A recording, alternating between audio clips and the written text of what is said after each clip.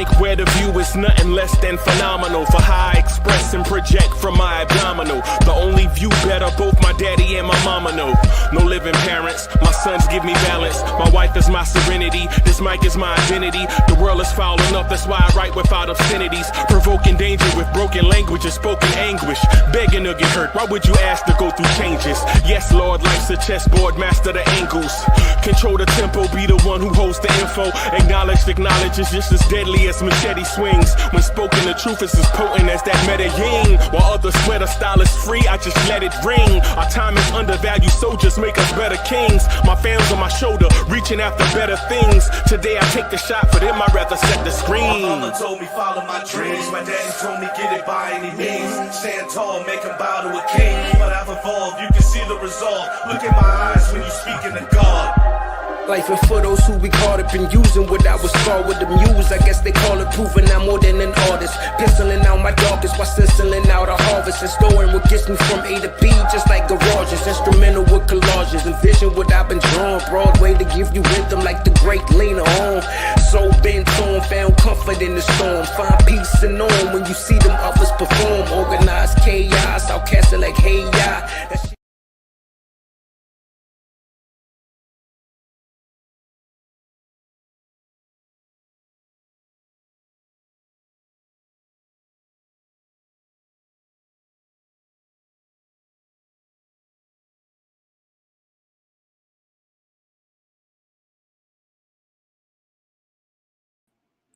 Yo, party people in the place to be. What's good? It's your number one Chief Rocket Knicks Universe, your main man, Uncle Freezy. Salute. Welcome to the premiere Knicks in the Nighttime show, the Knicks in the Night podcast. The son of the legend, Kerry Cox, is in the building. Salute. Salute, Kerry Cox. Thank you for your continued support, man. I appreciate that. I appreciate that, man. Salute, salute, man. I truly appreciate that. Adam is in the building. Salute. Salute to everyone watching us on YouTube and X. Appreciate y'all for being here. So I want to start off today's show with a few things. Kerry Cox, what is that? What is that? Let me see. Kerry Cox put something in the chat. I want to see what that is. Hold on, bear with me, y'all. My guy is sharing something. I'm just gonna see what it is that you're sharing. Bear with me for a moment.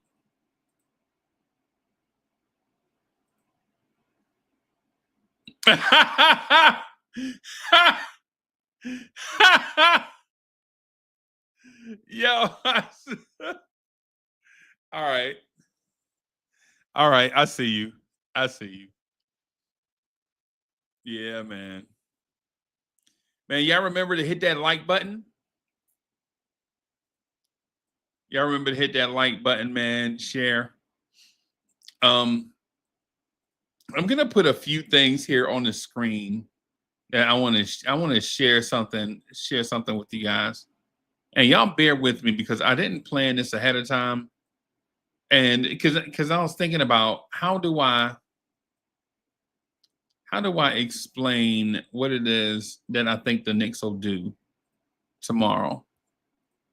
And so I'll do it like this.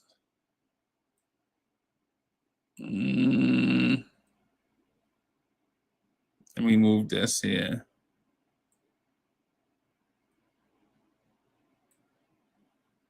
This right here is kind of bright, but we'll see what we can do to tone it down just a little bit.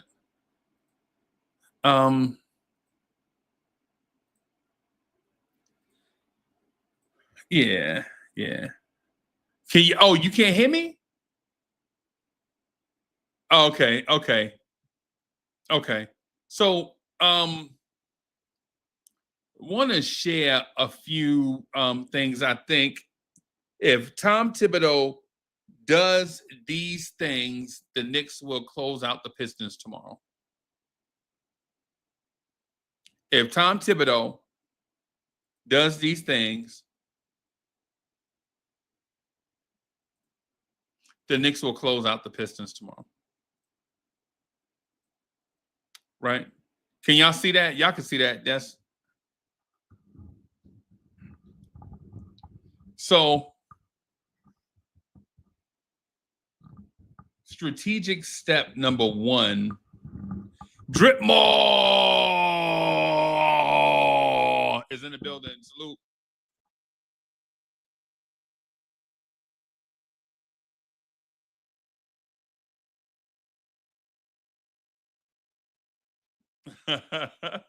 Yeah, man. Thing number 1, I think if we do this, I think we beat the Pistons in a walk away.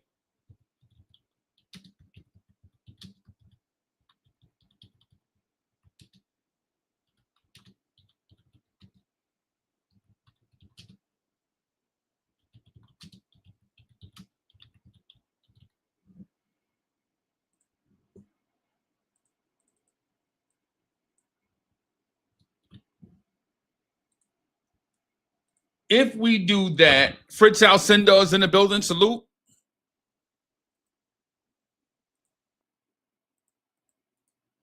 If we do that, I think the Knicks will beat the Pistons in a runaway. Have y'all seen that this series?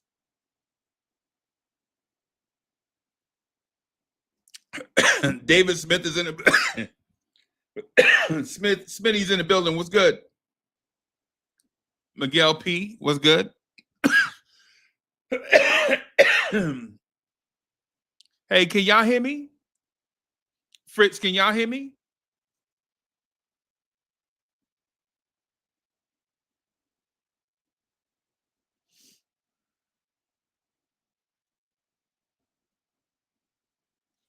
Okay.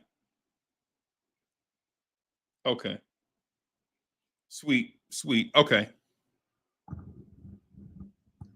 So item number one is this.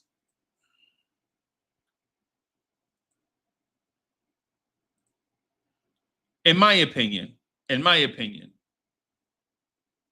after the Knicks make a basket, pressure Cade Cunningham up and down the floor, right? Right? Pressure Cade Cunningham up and down the floor. Make him work just like Jalen Brunson works on offense for us.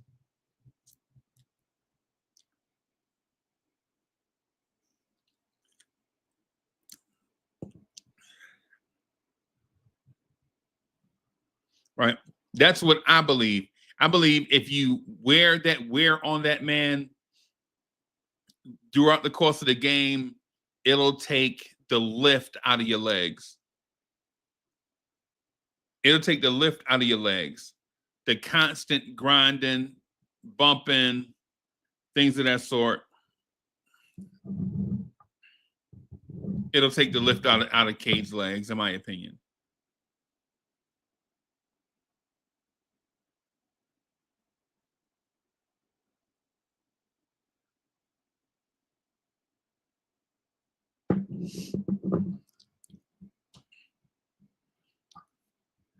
Here's step number 2. This is how we win, because we got caught up in something and we wound up staying in it and we shouldn't have.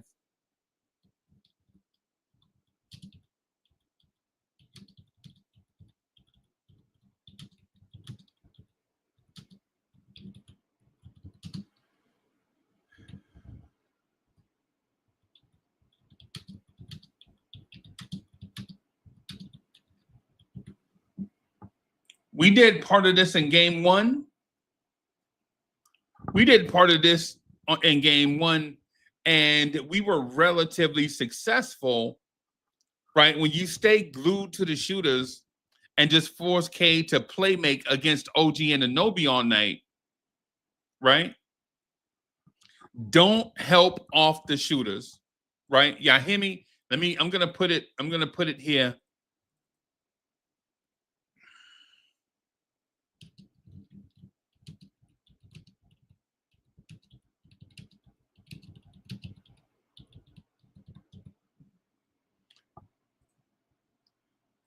Under no circumstance do you help off the shooter and leave a shooter open or to at least get good looks at the rim, right? And our defense, what we want to do, even when the shooter doesn't have the ball, you don't want them to see the rim.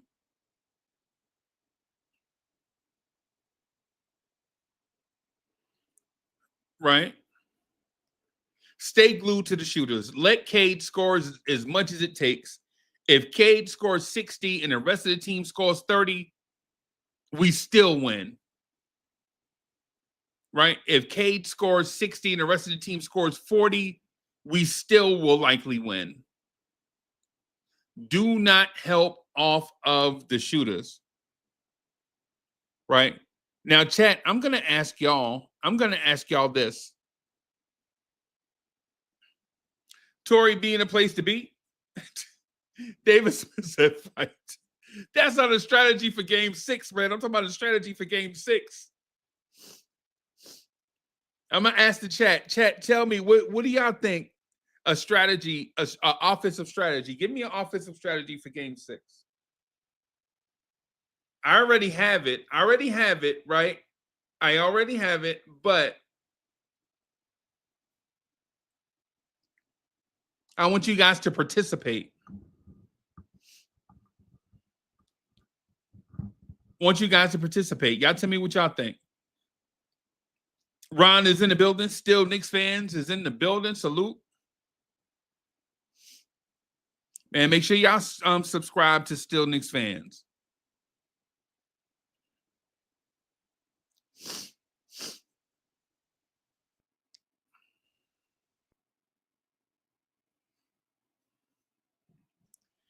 I'm going to suggest this, and it's going to be a rock in your shoe, but this is how you beat aggressive, physical defenses.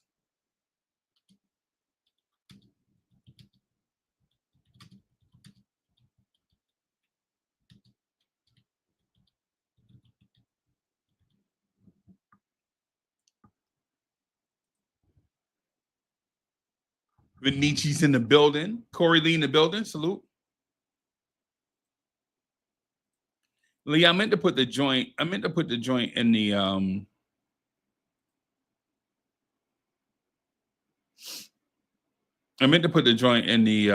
what's the name, man, but I forgot.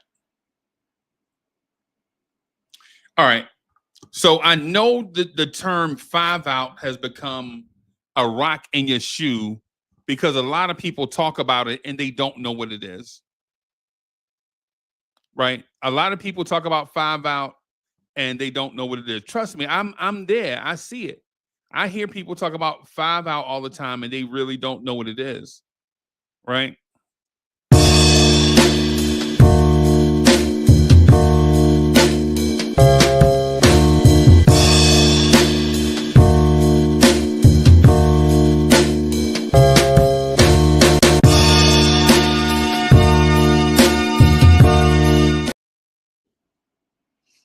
My man. Corey Lee in the place to be. What's good? Not much, chilling, man. Shout out to everybody in the chat. You know, of course, you, everybody else coming up. You know, look forward to hearing from y'all as well. Matter of fact, look what the cat drug in.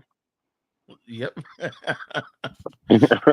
Hey, yeah, and salute Fritz Alcindor. You know what I'm saying? That's the most Haitian name ever, bro. Bro, yeah, I thought he was related to Kareem. Like one of his distant nephews. Yeah. So step number 3, I think the step we take in order to beat Detroit in a runaway, is the 5-out offense, moving the ball constantly. Now, here's the thing. The 5-out offense was designed intentionally to beat the type of defense that Detroit is playing right now. Tory B is in the building. Salute. And who else? Coach Coaches in the building. What's good? Miguel P in here. If the Knicks can run the 5-out offense tomorrow and get all the Pistons defenders switching their hips, moving their feet, the Knicks win in a runaway. Right? Because they don't have the size at every position in order that it needs in order to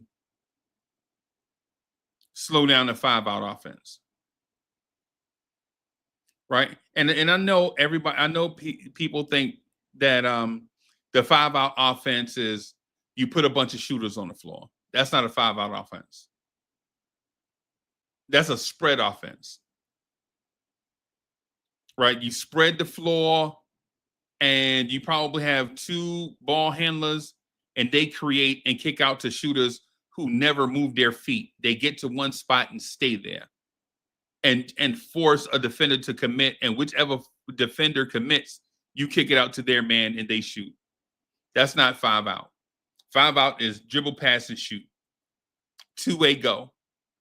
Right? Dribble left, dribble right.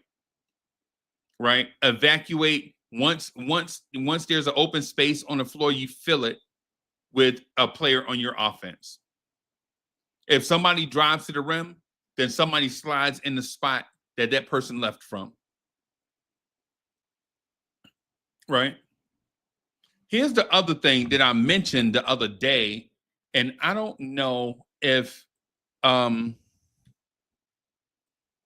it got any traction. I'm going to say it again.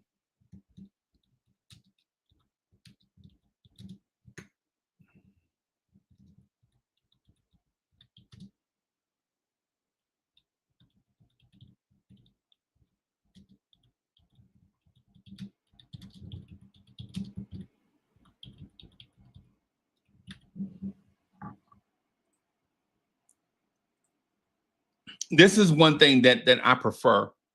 What I notice is their guards smother us, or their wing defenders smother us when we look to take them off the dribble or on the perimeter. But what they don't do is they don't guard the post well. Right? They don't guard the post well with one defender.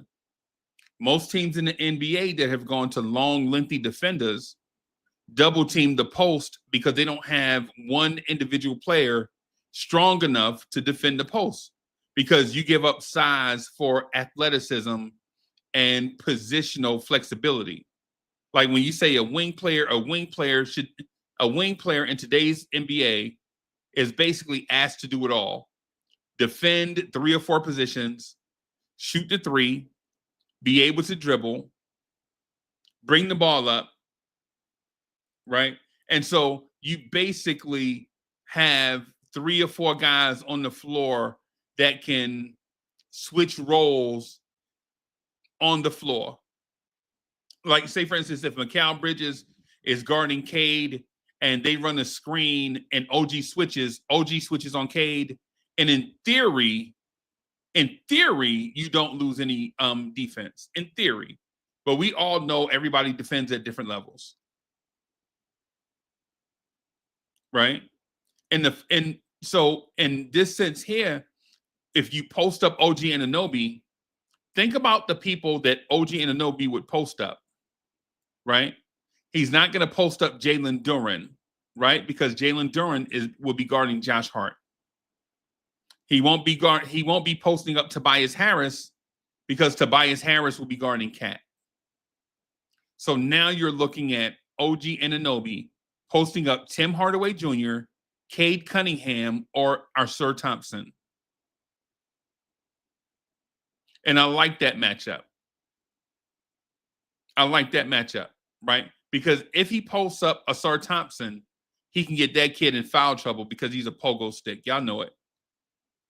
You post up Cade. Cade is about the same size, slightly smaller than OG Anunoby, slightly. At 6'6", 235. He's slightly smaller than OG Anunoby. But what that does, though, it runs the risk of getting Cade Cunningham in foul trouble, and it makes him exert energy on defense that he no longer has to exert on offense. Now, am I saying post OG Anunoby up all game? No. No, I don't want OG Anunoby posting up all game because I don't trust OG Anunoby passing out of the post. If the trap comes, if the double team comes. Right? I don't trust that. Here is one thing, number 5, here is one thing that you guys have been begging for. I've been seeing it across a lot of shows. And when I say you guys, I mean Knicks Universe, not just this chat.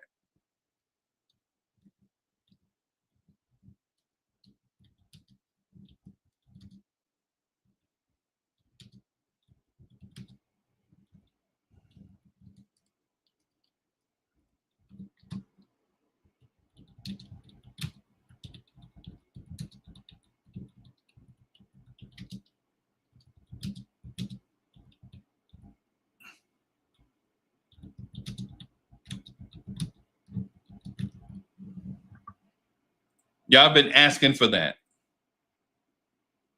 Fritz, is that not what you've been saying? Is that what y'all been hearing on Nick of Time show? Why are we running the pick and roll and Jalen Brunson? Yeah, pretty much everywhere, actually. Pretty much everywhere, right? But Lee, you noticed when I listed the 1-5 pick and roll, right? You noticed though when I said it though, I say the 1-5 side pick and roll with cut actions on the backside, meaning a defender can't fly from out of nowhere and blitz the pick and roll and have Jalen Brunson pinned up against the sideline, right? And Cat on the same side. And then what this does in this side pick and roll, you give Cat the option to read the defense, right? If they sag off, Karl Anthony Towns can get open 3-pointers. And if they press, then Cat can roll to the basket, catch the ball in traffic, and be in a pinch post type situation where if they cut him off, he can either use his floater or he can pass to the open man on the perimeter. Yeah, I see. What'd you think about that, Fritz? I missed the last part of it. I missed the last part. I was giving out Powerball numbers. But yeah, the side pick and roll. Right. Yeah. Right. The reason why you do the side pick and roll in this case, and not all game, but you got to show it. The reason why you want to do the pick and roll on one side, right, is because it opens up the floor on the weak side for guys that are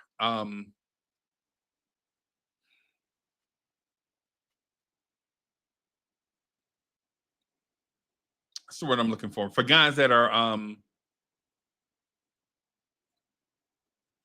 creators, but not really crafty like Jalen Brunson and Cat. You give them enough space on the floor where they can get into their bag somewhat. The Josh Harts, the OGs, the OGs, the Bridges, who have enough moves just to get close enough to the basket or get a good shot off. Right. And this 1-5 pick and roll, it absolutely opens up Karl Anthony Towns' offensive bag. This 1-5, for anybody that likes open floor, fluid basketball, if you like the Euro style of basketball, this 1-5 side pick and roll with cut actions underneath makes the defense stay honest. Right? They can't show and go, or they can't blitz or they can't sag, they can't zombie, they can't bracket, they can't trap. And the reason why they can't is because it's too much square footage for them to cover. So even if they bluff, even if they take one false move, then we have like either layups at the rim or threes open in the corner.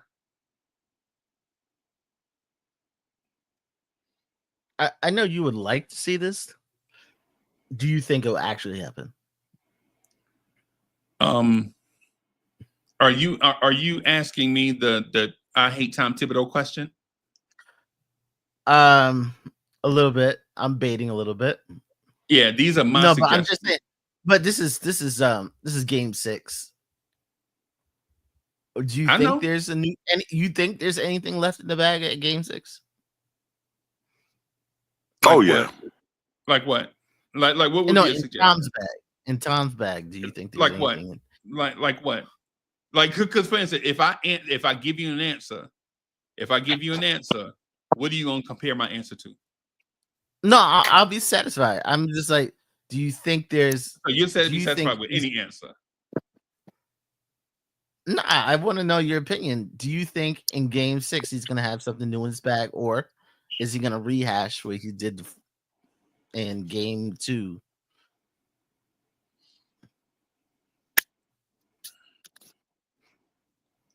And that's a loaded question in a sense, because you're asking me if Tom Thibodeau knows the same stuff that I know. And I would say Tom Thibodeau knows 1,000,000 times more about basketball than I know. Are you asking me if he's willing to make a change? Yeah. How likely do you think he's willing to make a change in game 6? I'm not sure. Yeah, I'm not sure, because I was in the mindset of just putting the suggestions up here. The Tom Thibodeau thing, man, I don't know, bro. What about you? How likely do you think it is that he makes a change?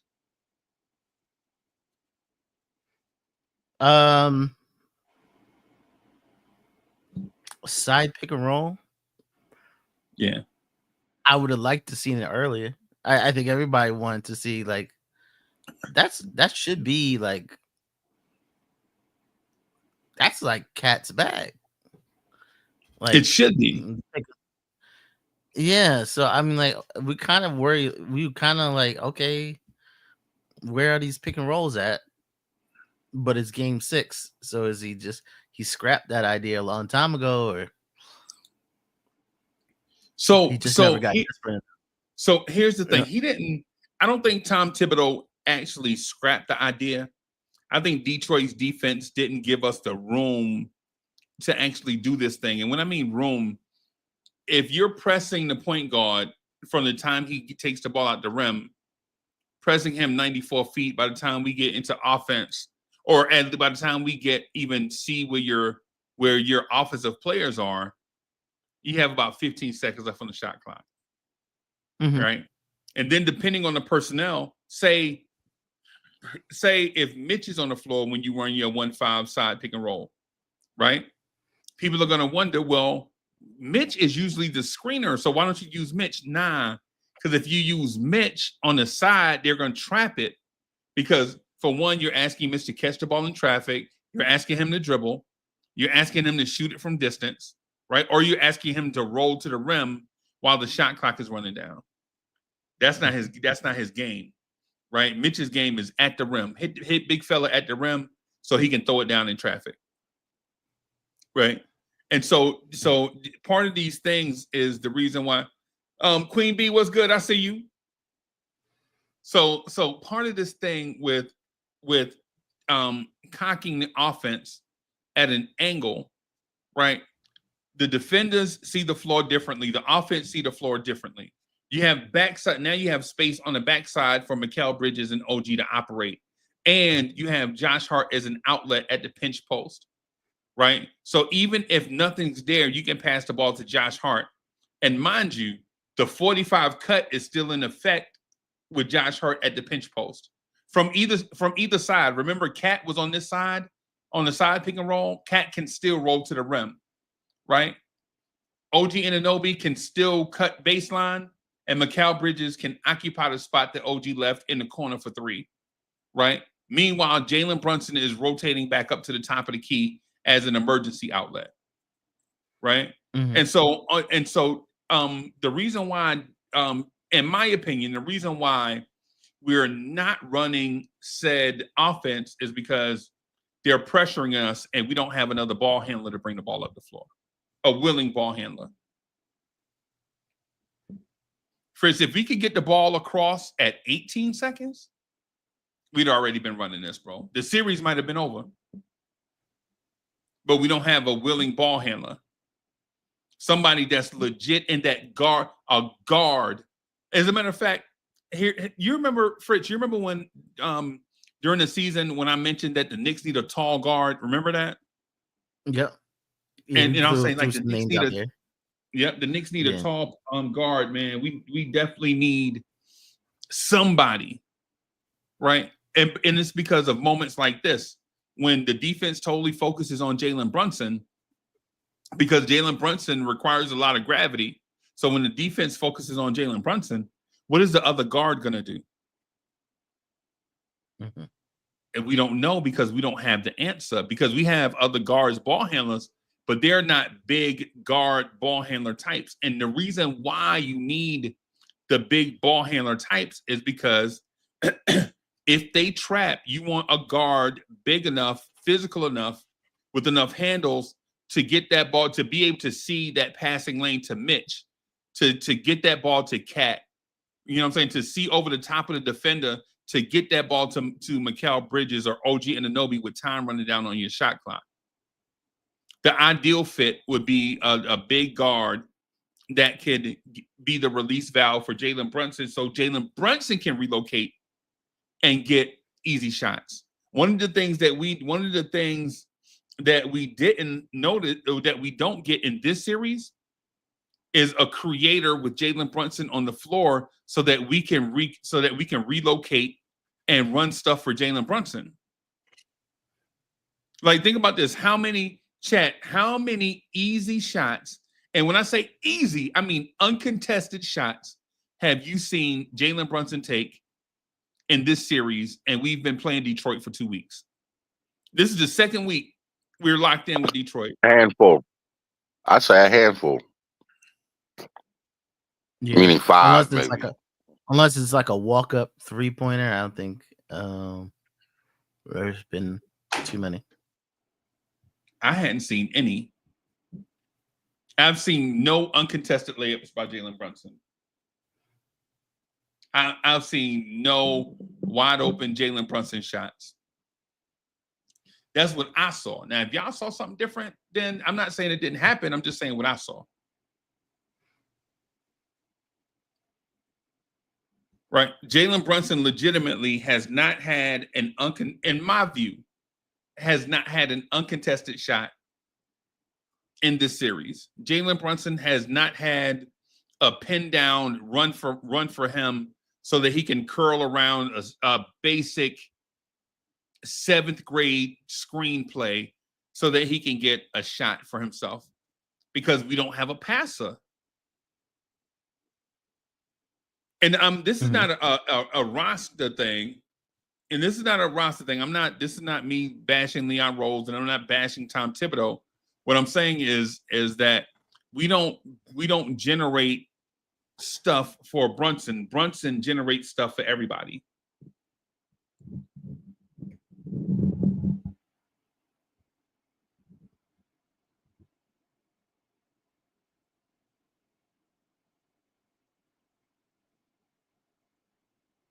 You're right, because he has the ball in his hands 99% of the time. As you know, as I sit here thinking about what you just said, Yeah. and because there's nobody else to handle the ball for him to even do anything. Yep. And Smith, David Smith, stop reading my mind. I'm gonna get to it. Slow down. Put the remote down. Stop fast forwarding. Stay with us. David Smith, put the remote control down. Don't fast forward. Stay in the moment with us, bro. We'll get the cat. I got you. I got you on cat. I got you.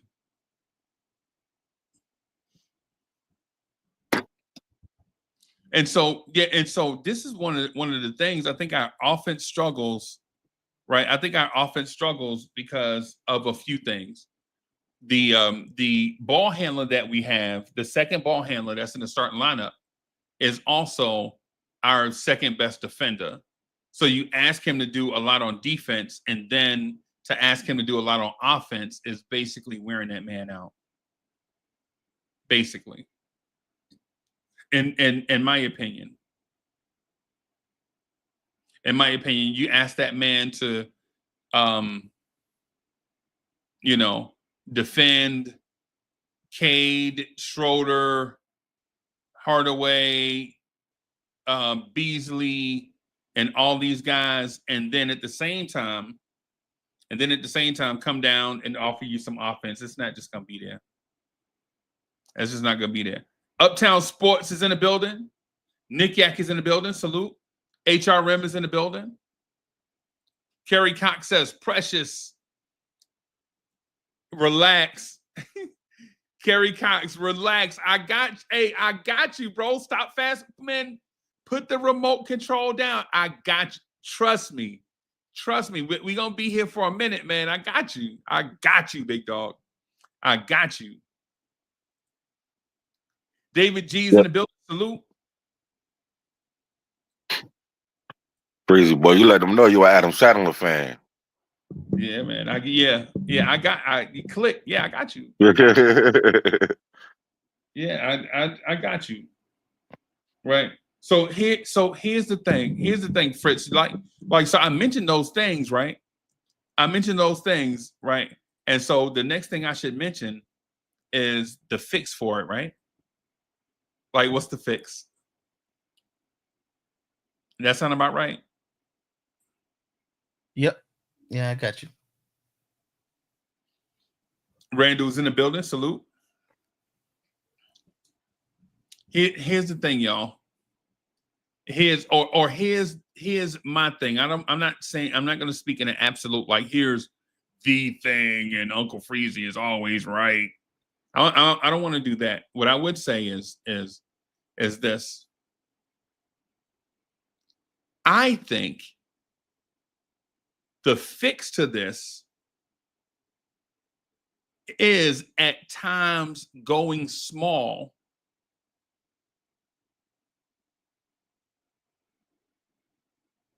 Right? Going small. Right? Whenever Jalen Duren is off the floor,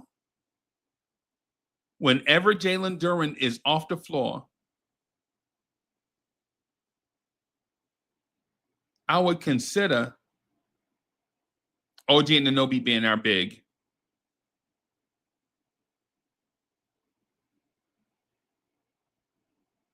What does that mean? That means when Cat goes off the floor, I would consider at times, not in long stretches,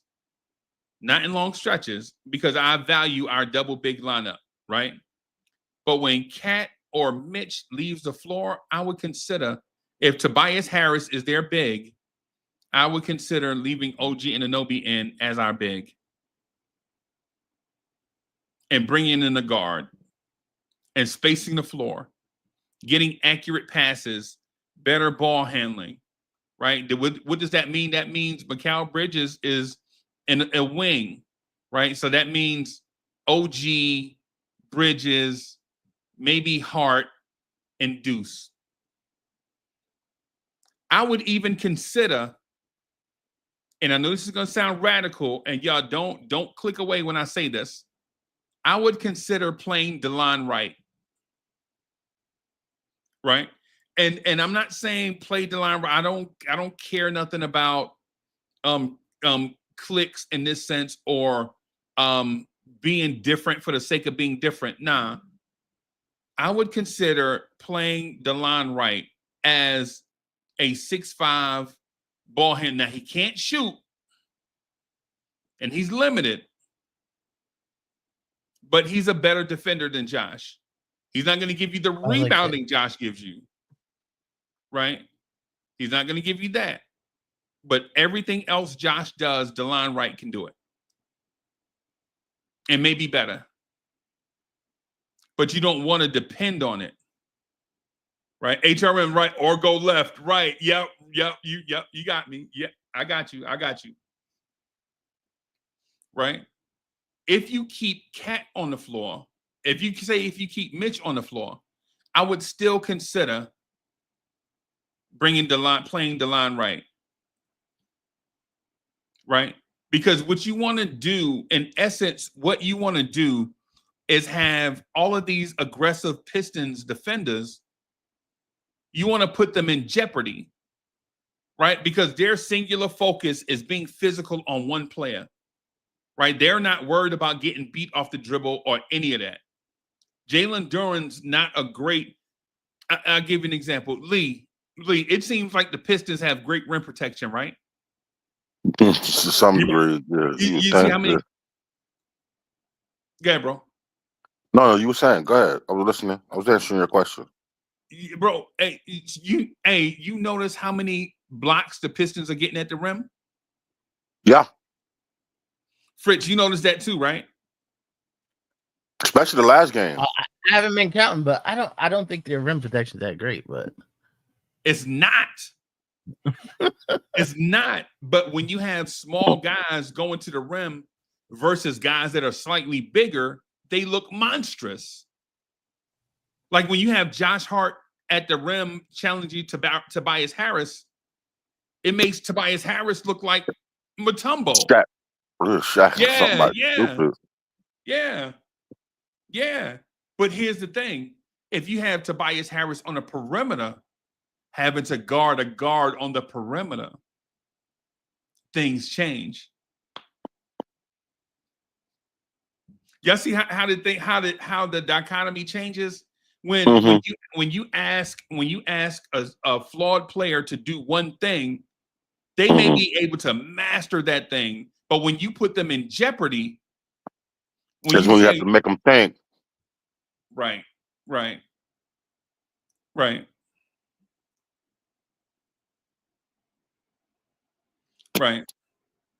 Yeah. And Ivory 10 says, yeah, but it's always, man, we live in that world. The planet we live on is called yeah, but. Right? That we live on the yeah, but planet. Everybody's like, yeah, I hear you, but but even what Ivory 10 says, but you're forgetting that 6'7" Paul Reed and 6'6" Ron Holland also play with Harris. Yes, they do. They do. Paul Reed is not a monster. Paul Reed is not a Fritz. Am I lying, Fritz? Is Paul He's Reed the boogeyman. He's the boogeyman. he was stuck on that bench on the first couple games. Yeah. Would you have even seen Paul Reed if B. Stu wasn't hurt? I don't even know. I don't think so.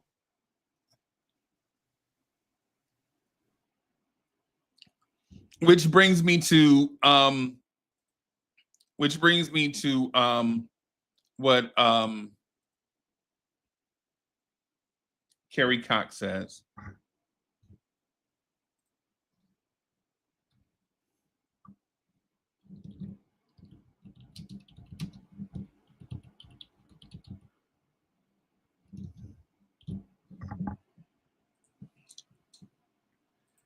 Lee, why is Tom Thibodeau not playing Precious Achiuwa?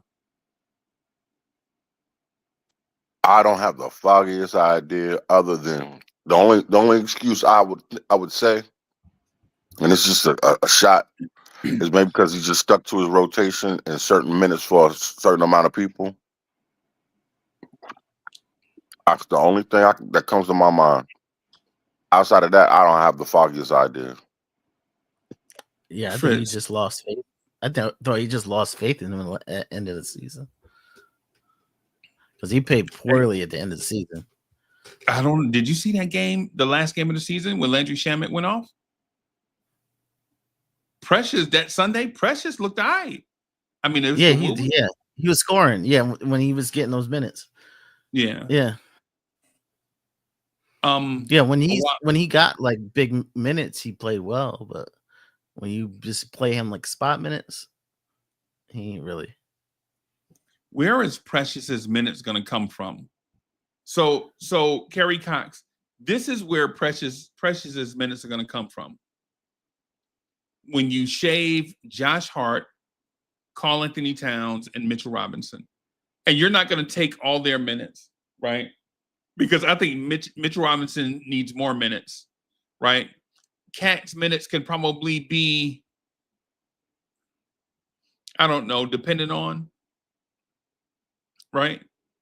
But we definitely have a issue with OG and Bridges and Hart.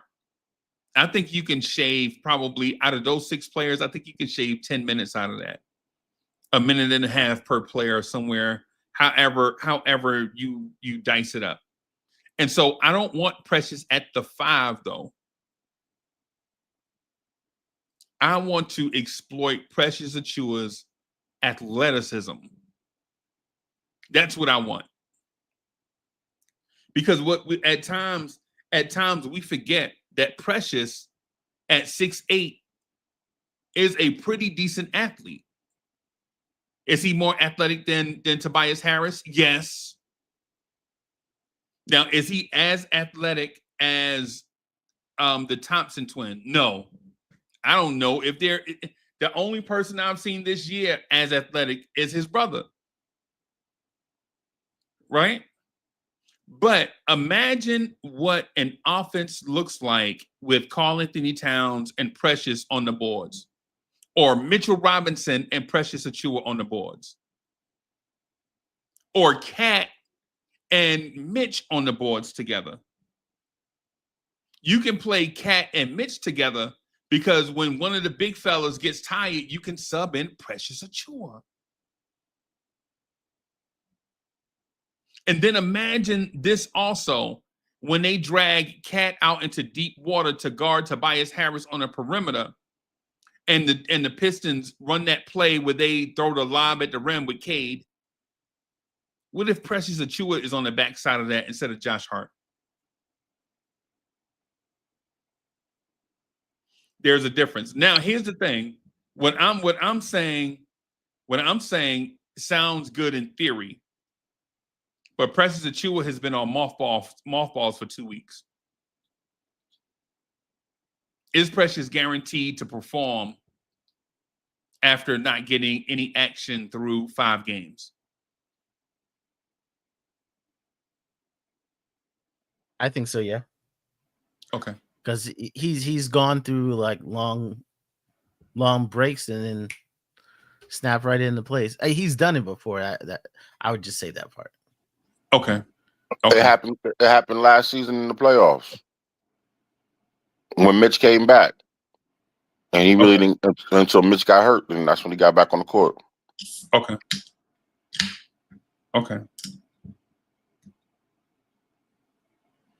Yeah. I agree. I would experiment with it, y'all. And listen, this is a lot of stuff we put on the screen. Thibs is not going to do all of this stuff. But what I can guarantee a basketball coach is going to do is he knows basketball coaches lose a lot of sleep over strategy, right? And so the one thing I'm confident in is that Tom Thibodeau is basically going to be prepared for what could be the end of everything, right? Not this game, but I'm saying the beginning of what can become a slippery slope. And if you're Tom Thibodeau, are you going to coach as if you have a 3-2 lead, or are you going to coach as if your team is down 3-2? Now, I know y'all hadn't heard that, whatever, and I know y'all like the critics. Uncle Freezy be talking about the sky is falling. But in my opinion, I think Tom Thibodeau and the Knicks are going to play game 6 as if they are about to be eliminated. Right? I think they're going to come out and play desperate. I think they're going to play as if they lose this game, the series is over.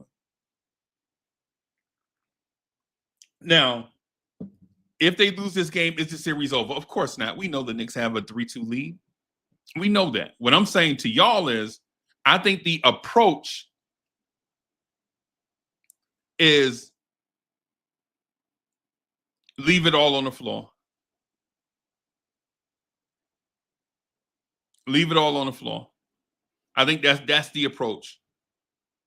Because you don't want to leave anything to chance. Even though I feel like the Knicks will blow the Pistons out in a game 7 at the Garden, you don't want the morning of game 7, Karl Anthony Towns wake up with back spasms and Jalen Brunson's ankle is achy and he's a game time decision.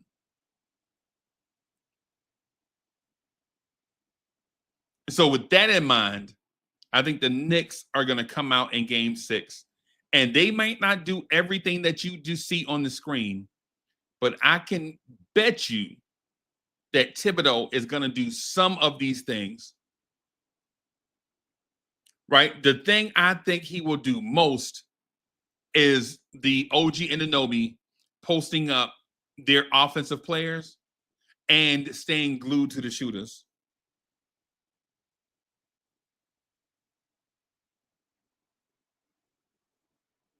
What do you think, Fritz? Yeah, Knicks should win. Like this series should be over. Detroit hasn't played well enough to even be through. Like, this should be over. My fear is that this poor shooting that Detroit's have, that they have another hot game.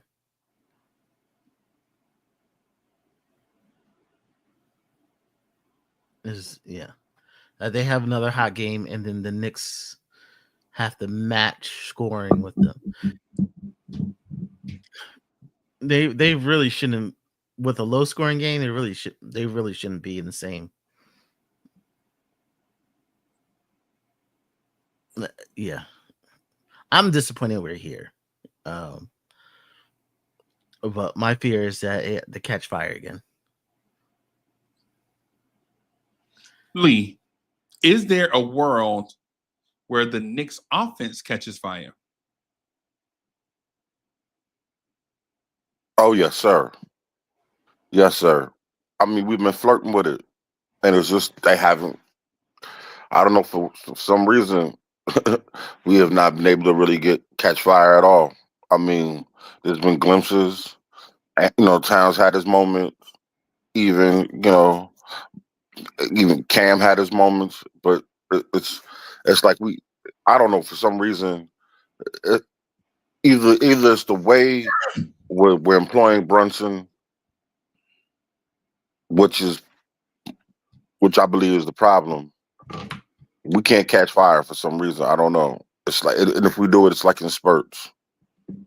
Okay. But we can't do it together as a team. We have not done that in a long, long time. Maybe, I'm saying, for some excuse, it's because, we finally all are healthy or whatever the case may be, but we need to figure it out tonight, right? Today. Okay. So what are we figuring out? How come we not gotten our confidence up together as a team? Like, we just not knocking it down. Like, I don't know what it is. I don't know if it's a gel issue or whatever, or it's just or whatever. I just think we just need to, I don't know, as together, feel like we deserve to win. Like, it's over with. Yeah. Right. And actually tell the league that it's over with. Okay. Yeah, we're not hitting shots, but But when you look at it when you look at it on TV, it looks like the Knicks don't really have the energy. I'm not sure. That's why I wasn't sure why they don't play Cam more. For one thing, Cam is always a threat when he's out there. But yeah, I just don't like how they look. They look low energy. Like I can live with high energy and the shots just not falling. But it's more than just shots not falling. Okay.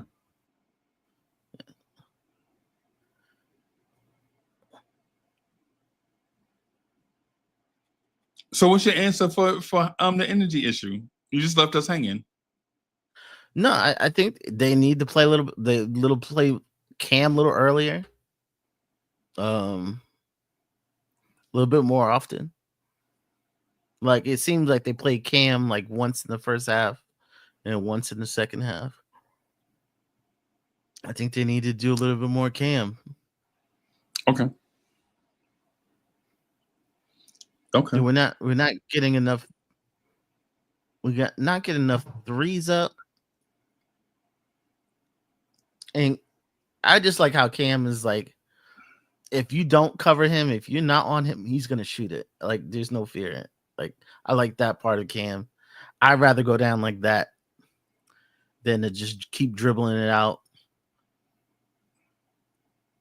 and get these unnecessary 24-second calls.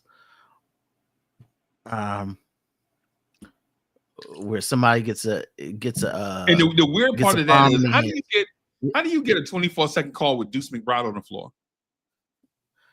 Yeah. How do you get think about that, chat? This is what I'm asking y'all.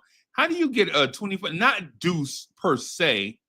How do you get a 24-second call with 2 point guards on the floor?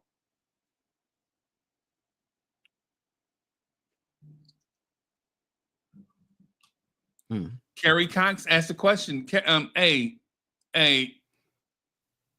I'm telling you, bro, the Precious thing is a real thing. The DeLon Wright thing is a real thing. Size matters. But here's the thing, though, KC. At the same time, in order for DeLon Wright to get a piece of those 240 minutes, who are you taking minutes from? Hey, Shaman ain't said a peep, so Shaman come in for 1 minute. He coming in. He ain't getting no burn. Yeah. I mean, what? And I really don't.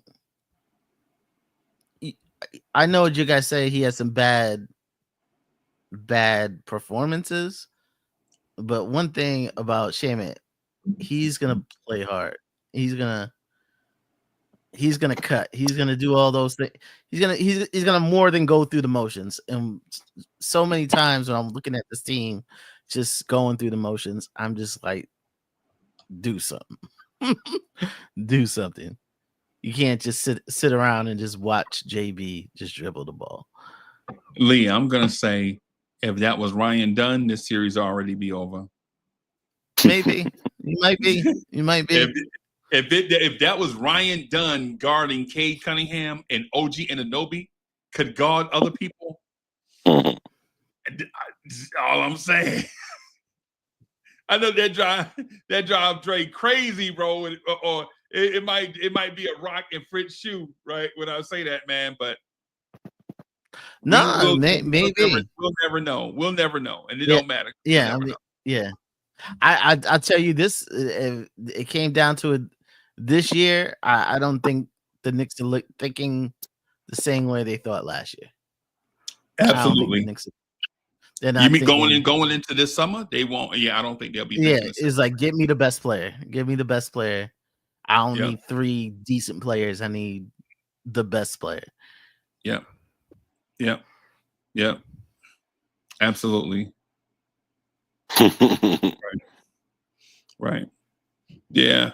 And so One other thing that I'm gonna mention to y'all, right? And I just want to get y'all feedback on it because I think this tilts the series. I honestly think this tilts the series. When we inbound against an extended defender, give the ball up to the other person in the backcourt. Chat, y'all heard me? Sherwin, this is right up your alley. Sherwin, if Sherwin disagree with this, we know Sherwin's a troll, right? Right. I'm gonna call Sherwin out on this. Sherwin, when we take out the ball against an extended defender and we don't give that ball up to the other person that's open in the backcourt to bring the ball up, I think we might be in trouble in the series. Sherwin's old enough to know, like, and I guess we're all in the same whatever, right? But why will you make your best offensive player work the ball up against an extended defender instead of giving that ball up to Josh Hart or to Mikal Bridges so that they can bring the ball up unaccosted? Sherwin, what you think about that, Sherwin? Is Sherwin still in the chat?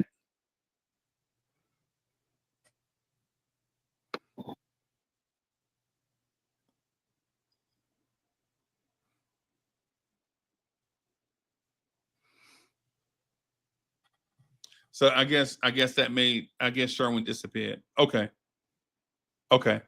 Sherwin, what do you think about that? He would play Shannon. What is he talking about? Never mind.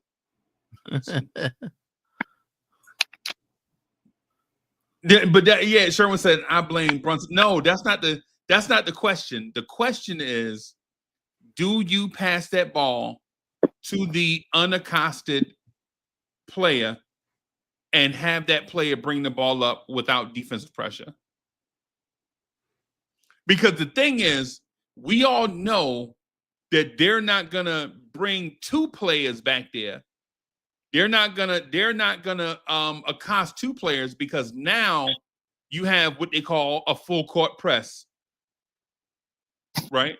Now you're pressing full court on both guards. Right? When it's one guy, it's pressure. When it's two guys back there, you're pressuring the ball, regardless who it is. So you're pressing. Right? Wouldn't it be in our interest to have that player back there bring that ball up? It only makes sense, but right. And Fritz, you know what else it does? It gets the ball across the timeline before 17 seconds. So now you can run more offense, right? Now you can run more exotic sets, right?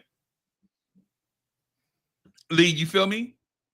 Like, why are we Brunson dreading? I feel you. Hey, Fritz, I wanted to ask you this the other day. Does Jalen Brunson have an abnormally large head, or is that just me? Is that TV? No, like Rich Girl says it all the time. Yo, he does.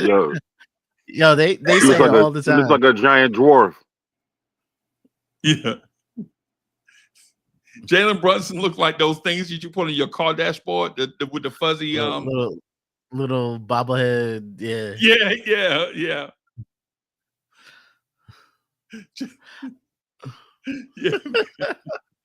Yo, they make fun of him. I see it. I kind of see it, but I'm like, yo, they exaggerating, but maybe it is that bad.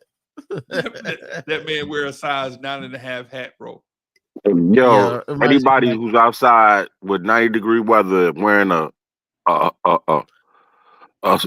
Scully, yo, man, yeah. He's hiding something. It ain't here. Yeah. Yeah, I used to have a coworker. There used to be like one person who used to come in. She used to like literally scream whenever she's here because she's like she has a large head. It didn't look large to me, but she would always be screaming. when you see that. Right. It would just crack me up. So let me I want to Sherwin put something Sherwin put something in the chat, but Mm. Coach called that man a minion. Coach, that ain't right, man. That ain't right, bro. Come on, bro. That's so disrespectful. Coach. All right, so I'm gonna take this down and I want to have the conversation that a lot of you guys have been wanting to have for a long time. I don't think it's fair, but let's do it. Does Jalen Brunson require the basketball too much?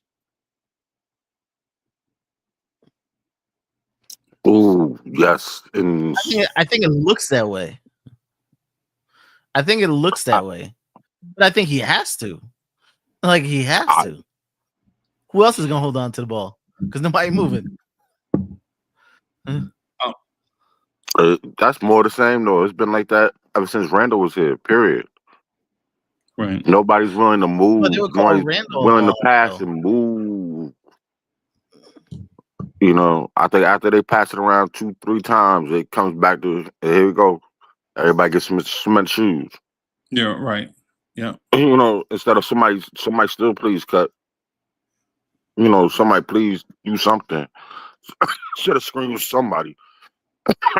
You know, because we've shown that we won a lot playing that way. We won a lot of games that way.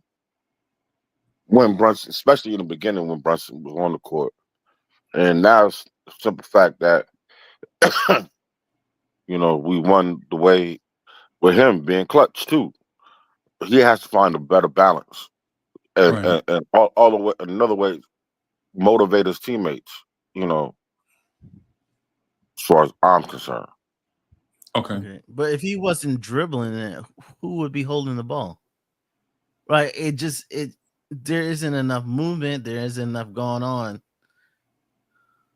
Like if someone posts their man, Jalen's gonna get the ball to him.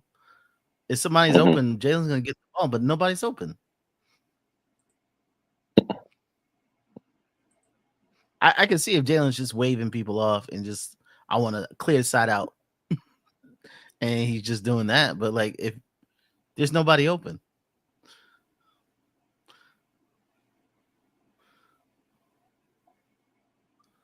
like literally, if you gave the ball to Josh Hart would just sit there and just be stuck, like basically. Like nobody's making anything happen. I think that's an issue. I think it's an issue, but I don't think it's him intentionally saying I'm gonna hold the ball until. Yeah, I think nobody's open. Lee, you remember when people were saying Michael Vick scrambled too much? Yeah. Remember that? People were like, man, all he do is snap it and run with it. And then they would show the film of the receivers just standing around like, hey man, what we doing out here? Mm-hmm. Well, it was because Michael Vick had a habit. Like, why the receiver is gonna run like a deep dig route, setting up the corner off the hip, you know, Mm-hmm. in the ground at 9.5 yards, man.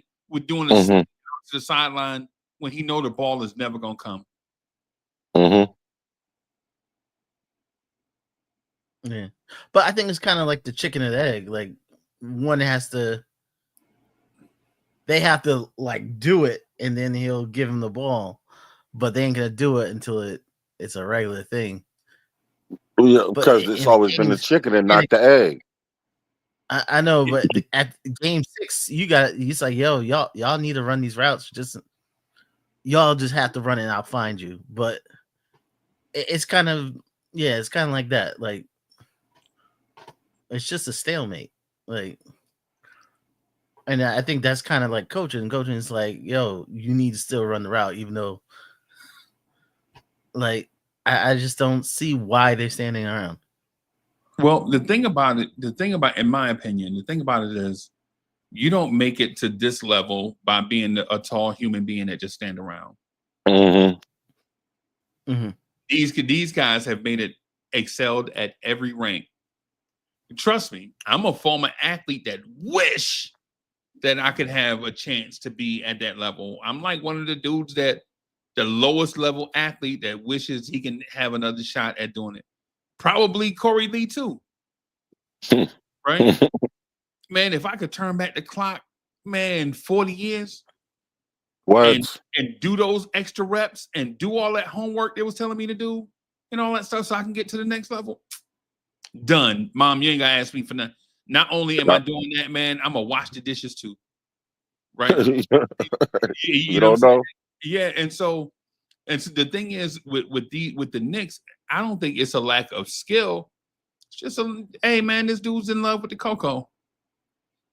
You playing with a guy that dribble, and the thing about it is, if Jalen Brunson doesn't know where he's going to take his shot from, how do you know where to relocate and be the pass outlet if you don't know where Jalen Brunson's going?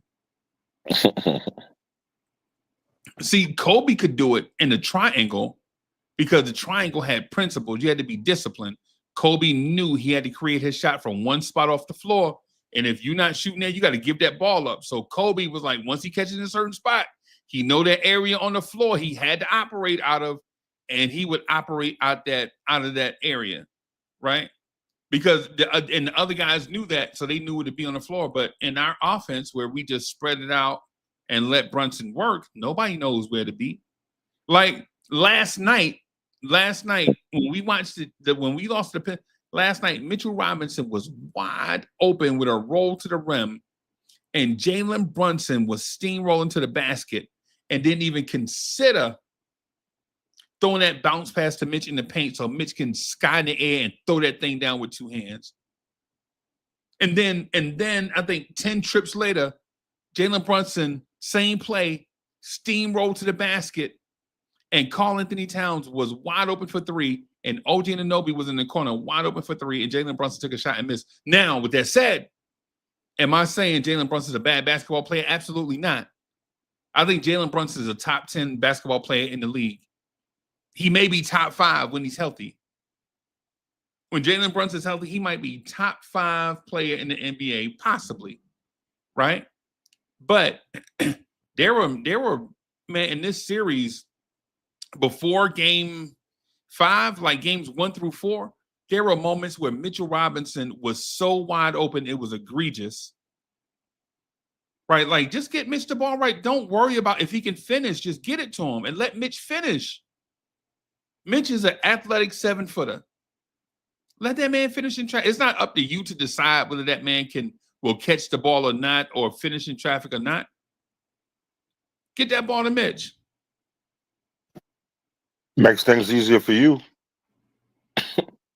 Yeah. I mean, yeah. I think the story of our life is, and when I say life, I'm talking about this playoff season, right? The story of this playoff season is going to be, can Jalen Brunson be a playmaker on a hobbled ankle? See, because he's being guarded by Asar Thompson this series, but next series he's going to be facing Peyton Pritchard, Drew Holiday, and Derek White, and they're going to be rotating on him. Mm-hmm. And JB, can you make plays with constant defensive pressure, knowing that you might not get that floater in the paint because Kristaps Porzingis is 7'3"?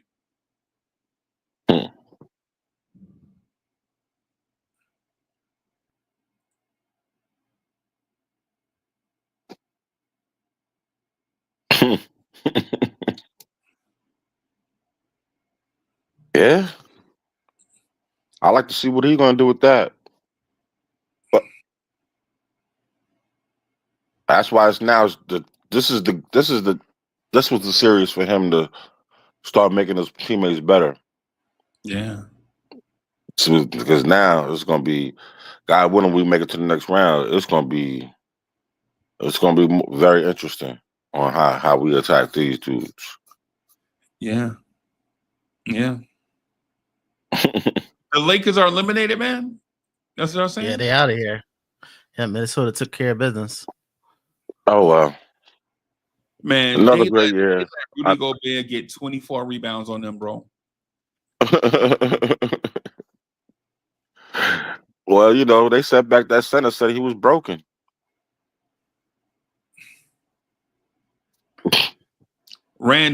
Julius Randle had 23, 5, and 4 in a steal in a closeout game, elimination game.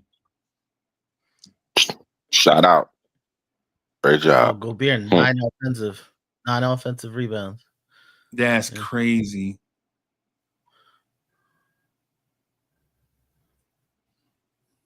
Lee, did I tell you who I think the Knicks are going to play in the NBA Finals? No. Minnesota. Interesting. They would line it up like that. That would be like, yeah, that would be like made for TV. That'd be so Knickslandia, right? Oh my God, crazy. Bro. Randall in a game 7 in a Garden with a T-Wolves jersey on. And then Cat playing his old wow. team. Yeah. To my Game of Thrones. Yeah. Yeah. Yeah. Keith Turner's in the building, fresh off of saving the galaxy from 2 galaxies colliding. And as soon as he finished, he just smoked a cigarette. And how I know, and listen, how I know that Keith Turner is an Avenger. I was doing shorts, right? Y'all know how I put those shorts out there. Y'all see the shorts or whatever on YouTube or Instagram or whatever. I put a random, no lie, hand to the man. I put a random short out there, and it just had Keith Turner picture on it, and it got the highest number of views ever. Right? Just a video, right? As a matter of fact, I'll tell you how many views it has right now. Let me see, where's that short at? With Keith Turner on it.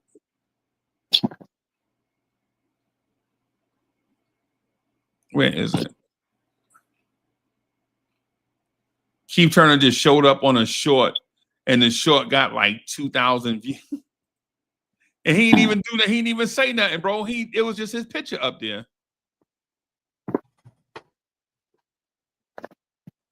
Where's it at, y'all? Yeah, Keith Turner on a video. That video got 2,128 views. And it was just Keith Turner avatar up there, y'all. That's crazy. All right. So what else y'all got, man? Y'all got anything else y'all want to talk about? Now, I mean, we can talk about a whole lot of things. I know y'all want to talk about Mitchell Robinson, bro. Nah, I'm good on that. Oh, my man is so winded. Like he was winded. Every 5 minutes, like I know you said more minutes, but he looked spent. I don't know. Sure, I know he was recently sick. I'm not sure if it was that, but he looked spent. And that's zero sugar too, y'all. For those counting, they're like, "Yo, Uncle Freezy said he's gonna be healthy." Yeah, zero. This is zero sugar, man. Y'all relax. You think he was spent, bro? He was tired. He had a double now. 2 steals, 2 blocks. What, 2 assists, maybe? Yeah. I'm not sure. Like more minutes. 8 offensive rebounds. Mm-hmm. You know, right. You know, and the fact that we used them like that and we didn't win, that's an indictment on our whole entire team. Right. And listen, that team last night, I heard a lot of narratives in Knicks Universe where people like, that team don't have heart, man. This team is soft, man. But before the trade, man. Bro, did y'all see the 3 OG Anunoby hit over Cade Cunningham yesterday? Yes, sir. Man, Did y'all see that when Jalen Brunson hurt his ankle? Did y'all see the 33-foot 3-pointer cat hit when they didn't have a point guard in the half court? Yep. There was no point guard in the half court because Jalen Brunson was grabbing his ankle about 50 feet away from Cat in the front court, right? Or back court, I'm sorry. Mm-hmm. And Cat pulled up from 33 feet and hit a 3. Did y'all see the 3-pointer Mikal Bridges hit the fadeaway 3 coming out of the timeout with the game on the line? If he missed it, think about it. If he missed that 3 and they get the rebound, the game is already over. It's over. Mikal Bridges hit a 3 smothered like a pork chop. And maybe that's a down south thing. Lee, y'all like smothered pork chops and gravy? Well, rice and gravy. With some rice. I haven't had a good one in a long time. I haven't. They don't make that up here. Bro, I just saw a video on it. It got my stomach turning. I don't eat like that, but bro, it got my stomach turning, bro. I might have to go to Waffle House after this, bro. Go get the Southern Classic. I know exactly. Nah, Lee. You know, I'm gonna go get we ain't got no Waffle House. We ain't got no Huddle House. We ain't got what? We ain't got none of that. Please don't tell me you ain't got no IHOP. We got IHOP. Where you at? Delaware? Nah, Connecticut. We ain't got that. Oh, same thing. Same thing. I do have a Cracker Barrel. Like I'm one of the few people that have a Cracker Barrel. Oh wow! Don't worry about it. Cracker Barrel is a nice barrel. Yeah. Yeah. No, actually, ours is good. Like everybody said, ours is the only good one they've ever been to, but it's really good. Let me tell you how. Salt and pepper with them. Yeah, and they pray in your pocket. You brought some salt. So just real quick, I'm gonna tell you how I think we can beat the Celtics. The Orlando Magic showed a blueprint on how to beat the Boston Celtics, right? And it's simple. Lee, it's the most simple strategy ever. You know what they did? I'm listening. They just stayed with their man. Right? Like you know how sometimes you have so much information that you start to get cute and tinker, like, oh, I have the most exotic defense this team has ever seen. Basic man to man. They just stayed with their man, bro. When basically when the screens come, they like let them screen. So what? Like Fritz, here's the thing. The screen, think about this. The screen comes. Say Fritz comes to me to set the screen, right? You know what I do? I hold Fritz there in that screen. Meanwhile, the shot clock is like tick, tick, tick, tick, tick, tick, tick, tick, tick, tick, tick, right? And now Fritz is like, oh, I came over the screen. My name is Kristaps Porzingis, and I just want to set the screen so that I can back up to 30 feet and shoot the 3. But Uncle Freezy holding me here, right? And so now it's like, now by the time Porzingis get to his spot, Jason Tatum has been holding the ball, doing the 2K rock with it. You know what I'm saying? Waiting on Porzingis to pop out. Jaylen Brown doesn't know whether to cut or not, right? Because how Jaylen Brown knows how to cut is how he plays off Jason Tatum.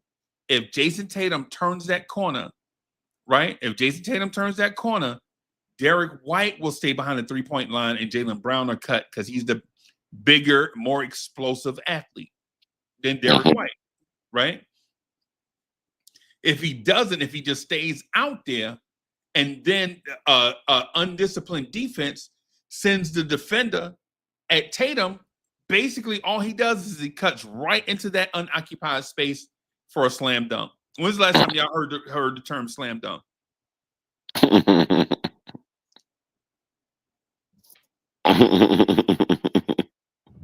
Right? And so basically what Orlando did was like, we're just going to stay home and force your 3-point shooters to shoot off the dribble as opposed to being catch and shoot. And we all know percentages go down. Like it's easier to knock down catch and shoot threes than it is to hit threes off the dribble contested. But will Tom Thibodeau do that? Or will Tom Thibodeau stay in drop coverage? Knowing Porzingis is a 7'3" guy is not going to dribble all the way to the rim. Is Thibs going to stay in drop or deep drop coverage against Porzingis, knowing that Porzingis is not a lob threat for a created play? Porzingis is a lob threat off of a broken play. Right? Porzingis would be the guy, you boxed out everybody, and Porzingis comes crashing in off the wing, and they throw the lob up high when nobody can get it except him, and he'll throw that thing down. Right? That's what I'm saying, Lee. Like, what we can do is the best defense for Boston is to stay home. Derek White's in the corner. Don't worry about being the tag man. If Jason Tatum scores 50 and Boston only scores 105 points and we win, so what? Fritz, do you think you could be disciplined enough to do that? It's simpler. It's simpler. Right. Stay with your man. Just stay home. If Jason Tatum gets frustrated that the shooters are not open and he just takes OG and Anunoby off the dribble all night. So you don't have to worry about Josh getting lost. Right. You don't have to worry about Josh playing center field because there is no center field. Mm-hmm. Lee, I ever told you about Troy Polamalu? You know how we all love Troy Polamalu, right? Mm-hmm.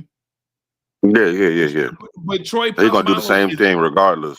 He is the king of undisciplined defensive player.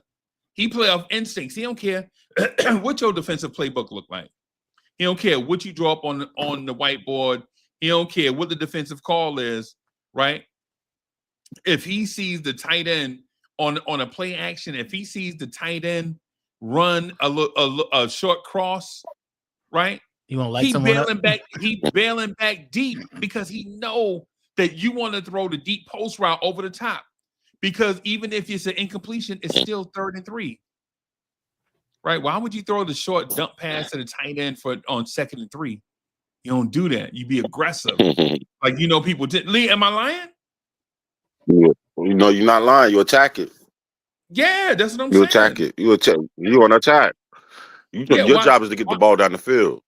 Right. The thing is in that scenario, dink and dunk, quarterback has got to be super disciplined in dink and dunk, not to pass up a home run pass for a touchdown. Troy Polamalu know that. And so what he do is he bail immediately and beat you to the spot. You know how far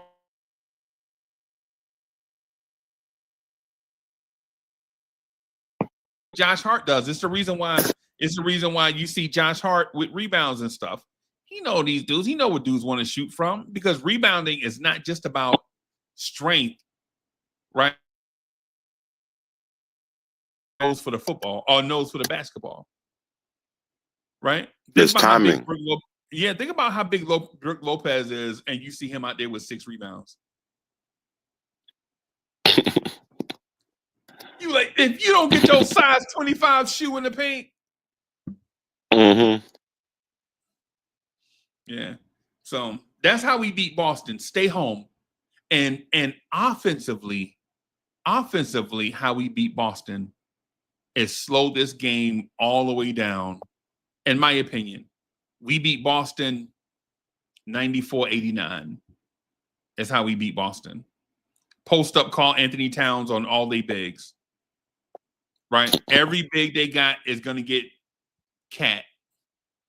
Cat is the key to beating the Boston Celtics. I'm not saying Cat is the key to winning a championship. No, I'm saying Cat is the key to beating the Celtics. Post up winning that series. You don't want Porzingis being a weak side blocker at 7'3". Post him up. Right? I think that's the thing. That's the thing that ruined Orlando. They let a lot of those guys fly around on defense and do all these fancy things instead of putting their nose in the dirt. Instead of putting their nose in the dirt, bro, they let Boston fly around and do all these things, and now they in Cancun waiting on Detroit. Well, they right there in the Gulf anyway, so they straight. They be there quick. In the Gulf of America. Yeah, they pretty much, Orlando. Like they're not far. So Right. All right. Hey, Fritz, you got anything before we wrap up and get out of here, bro? Oh, hey man, listen, 14 likes, man. Y'all hit that like button, man. Subscribe to the channel. I gotta keep doing this. Lee, I'm supposed to be doing that like every 15 to 20 minutes. Subscribe to the channel, everybody. Hit the like button. Yo, I'm on Marta. I'm not in traffic today, so I'm not cutting nobody off. Ain't nobody cutting you off, right? So you don't have to cut back. Yeah. Right. Shoot, I took public transportation. Right. Fritz, when next time you doing the NBA Economy show? Tomorrow. Yesterday I did one on Dame. I saw the other day. I couldn't hear you. Your mic was low. I meant to tell you that. You know what? I had like reset a whole bunch of stuff, so it sounded low, but on my meter it looked like it was good. Nah, you was low, bro. Super low. I was low. Once I heard it back, I was like, okay, it's low. You was like yin yang twins, bro. Yeah. The whisper Yang song. yang in the thing. Yeah, man. Yeah. You was whistling while you everybody's on. Yeah, everybody's on this Giannis thing. Let's entertain before we get. Let's entertain that, right? Just real quick before we get out of here. Why would an NBA team trade for Giannis? You have to be there. You literally have to be there. Beware. You literally have to be there. Beware. Like you have to be championship or bust. What team has enough? What championship team has enough assets to trade for Giannis? Who are championship now? I think there are 4 teams. Like because it's not going to be who has the best package. It's not who has the best package. It is who does Giannis want, and they have something to give something up. Well, Fritz, I'm asking you, what NBA team is championship ready that can trade for Giannis? Cleveland. If they want to give up Mobley, if they can give up Mobley, they can get there. I think San Antonio is another one, another team I wouldn't want to see. San Antonio, the third one, and the wild card is Jazz. Is the wild card? I think Jazz is the wild card because Jazz, they can get 3 All-Stars in that team if they wanted to very easily. So I think Jazz is the wild card, and I think we're the 4th team. I think we're the 4th team. Cleveland, San Antonio, Jazz, and us. I gave this a little bit of thought. I gave it a little bit of thought. And in my little bit of thought, there are only 2 teams I can see that are thirsty enough to trade for Giannis. Yeah. That's Miami and Atlanta. And right? Miami doesn't. Miami is the one. Hold on. Let me finish. Mm-hmm. Miami does not have assets to trade for anyone, right? And then the stuff that they do have, are you really gonna trade Tyler Hero and Bam Adebayo for Giannis, and then have Giannis be basically in the same situation he's in Milwaukee? Nah. Giannis is gonna say no. Yeah, Atlanta is a team but what does Atlanta have that entices you? Are you gonna give up Trae Young and Dyson Daniels and a bunch of draft picks for Giannis? And then not have anything? Atlanta don't have much. Actually, they don't have enough. They don't have a lot of picks. Actually, they can get Giannis, but once you have Giannis, Do you have enough to compete, and what do you have to go for? No. They don't. So I think New York is there, and it would be painful. Like, it would be. I think the Knicks fans would be up in arms, but I think this front office would do it. I would say I think this front office won't do it. And the reason being is you have to be smart about how you trade for certain players at certain ages, right? Are you going to trade for Giannis right at that age where 6'11", 7-foot guys start breaking down? You have to be careful. You got to be cognizant that this is science. It's not basketball or analytics or coaching or any of that stuff. When players get to 6'11", 6'10", 6'11", 7-foot guys get to a certain age, it's difficult for them to stay healthy, right? And so would you trade for Giannis with a huge contract, probably through age 36, right? Because you're probably he signed his extension last summer, right?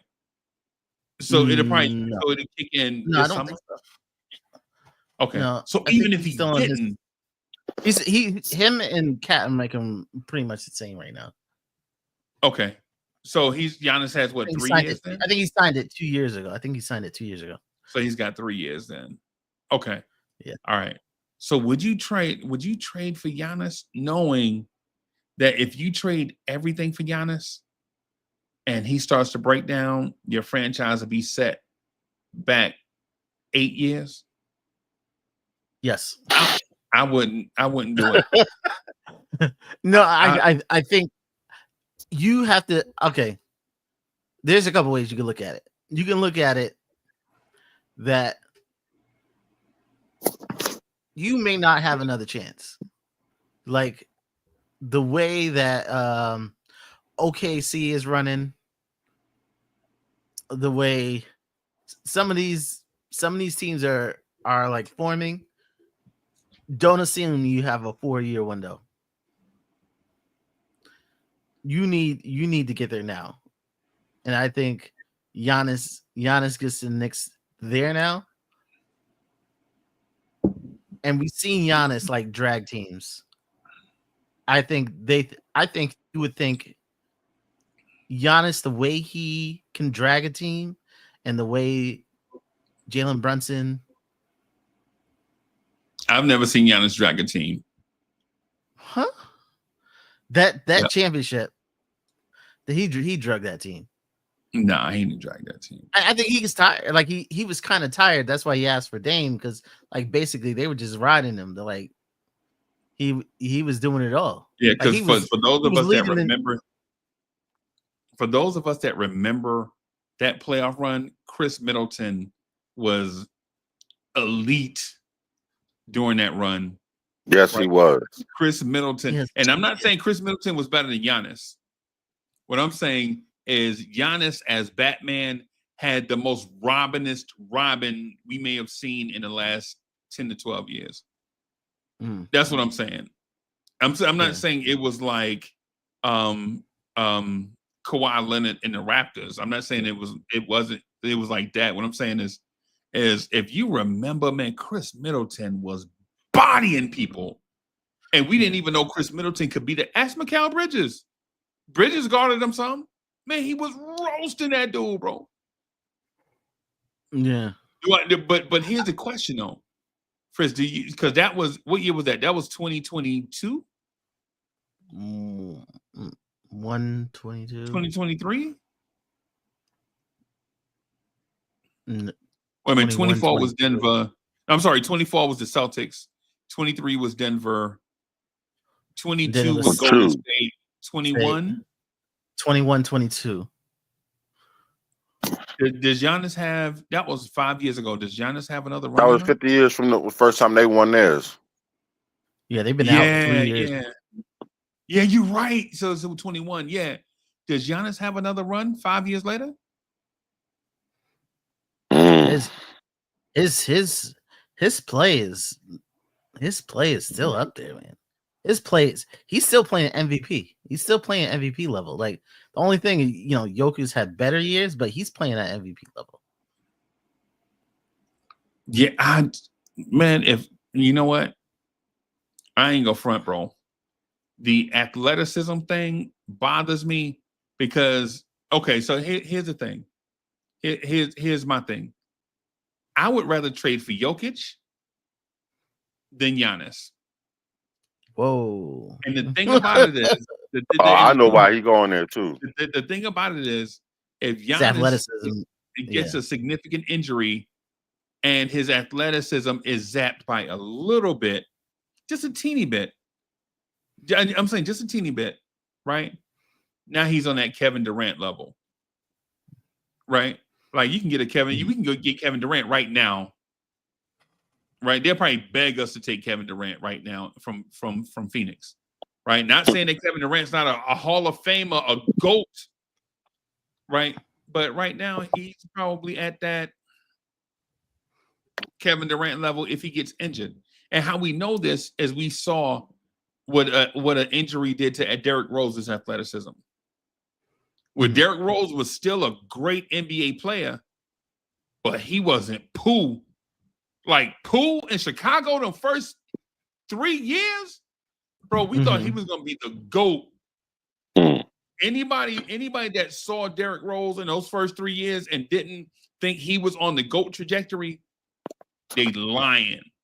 And how I know is Derrick Rose was the youngest MVP ever. Facts. Yeah. You know what I'm saying? This dude at when he was 21, he was winning the MVP. When Michael Jordan was 21, he was a junior at North Carolina. Yeah. You know what I'm saying? So but the thing about Giannis is if something happens, if he goes from the 99th percentile to the 96th percentile, he's not elite no more, bro. You could probably I would rather keep Evan Mobley. Right? And not because at the time of the trade, Evan Mobley is better than Giannis, but where Mobley is here and Giannis is here, over the next couple of years, you'll see him. Mobley has upward mobility. Yeah. And there's no disrespect to Giannis, right? Yeah. I think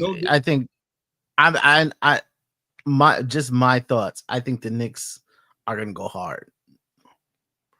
They're gonna go hard. They're gonna go hard after Giannis. Hey, you know what I'm gonna say, Fritz, to that? I think the reason why the Knicks are a second round team is because every year they go hard. How about just one off season? Just keep what you got. Let it meld, right? Like a chili. Anybody in the chat ever made chili? Y'all know chili. Come on. And chili is basically done like in the first whatever kind of minutes or whatever, right?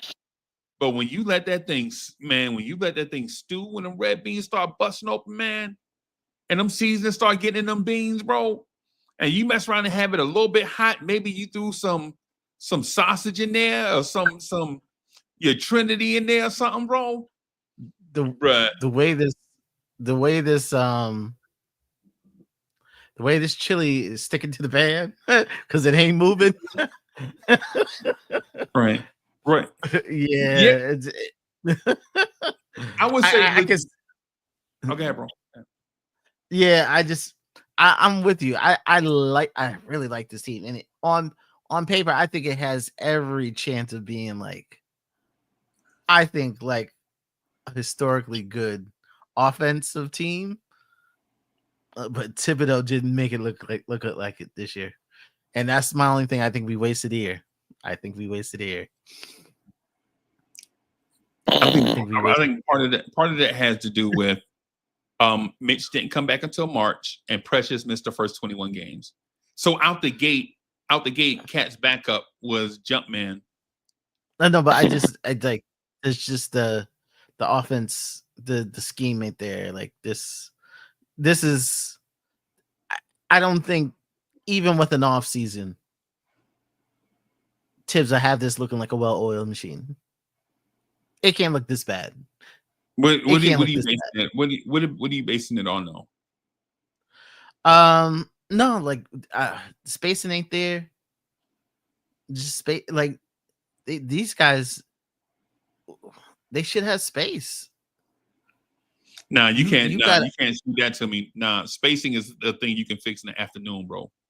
But spacing can't be the thing. What's your real the 82 thing? games, bro.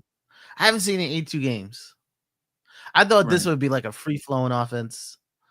Honestly, Cat's such a good passer.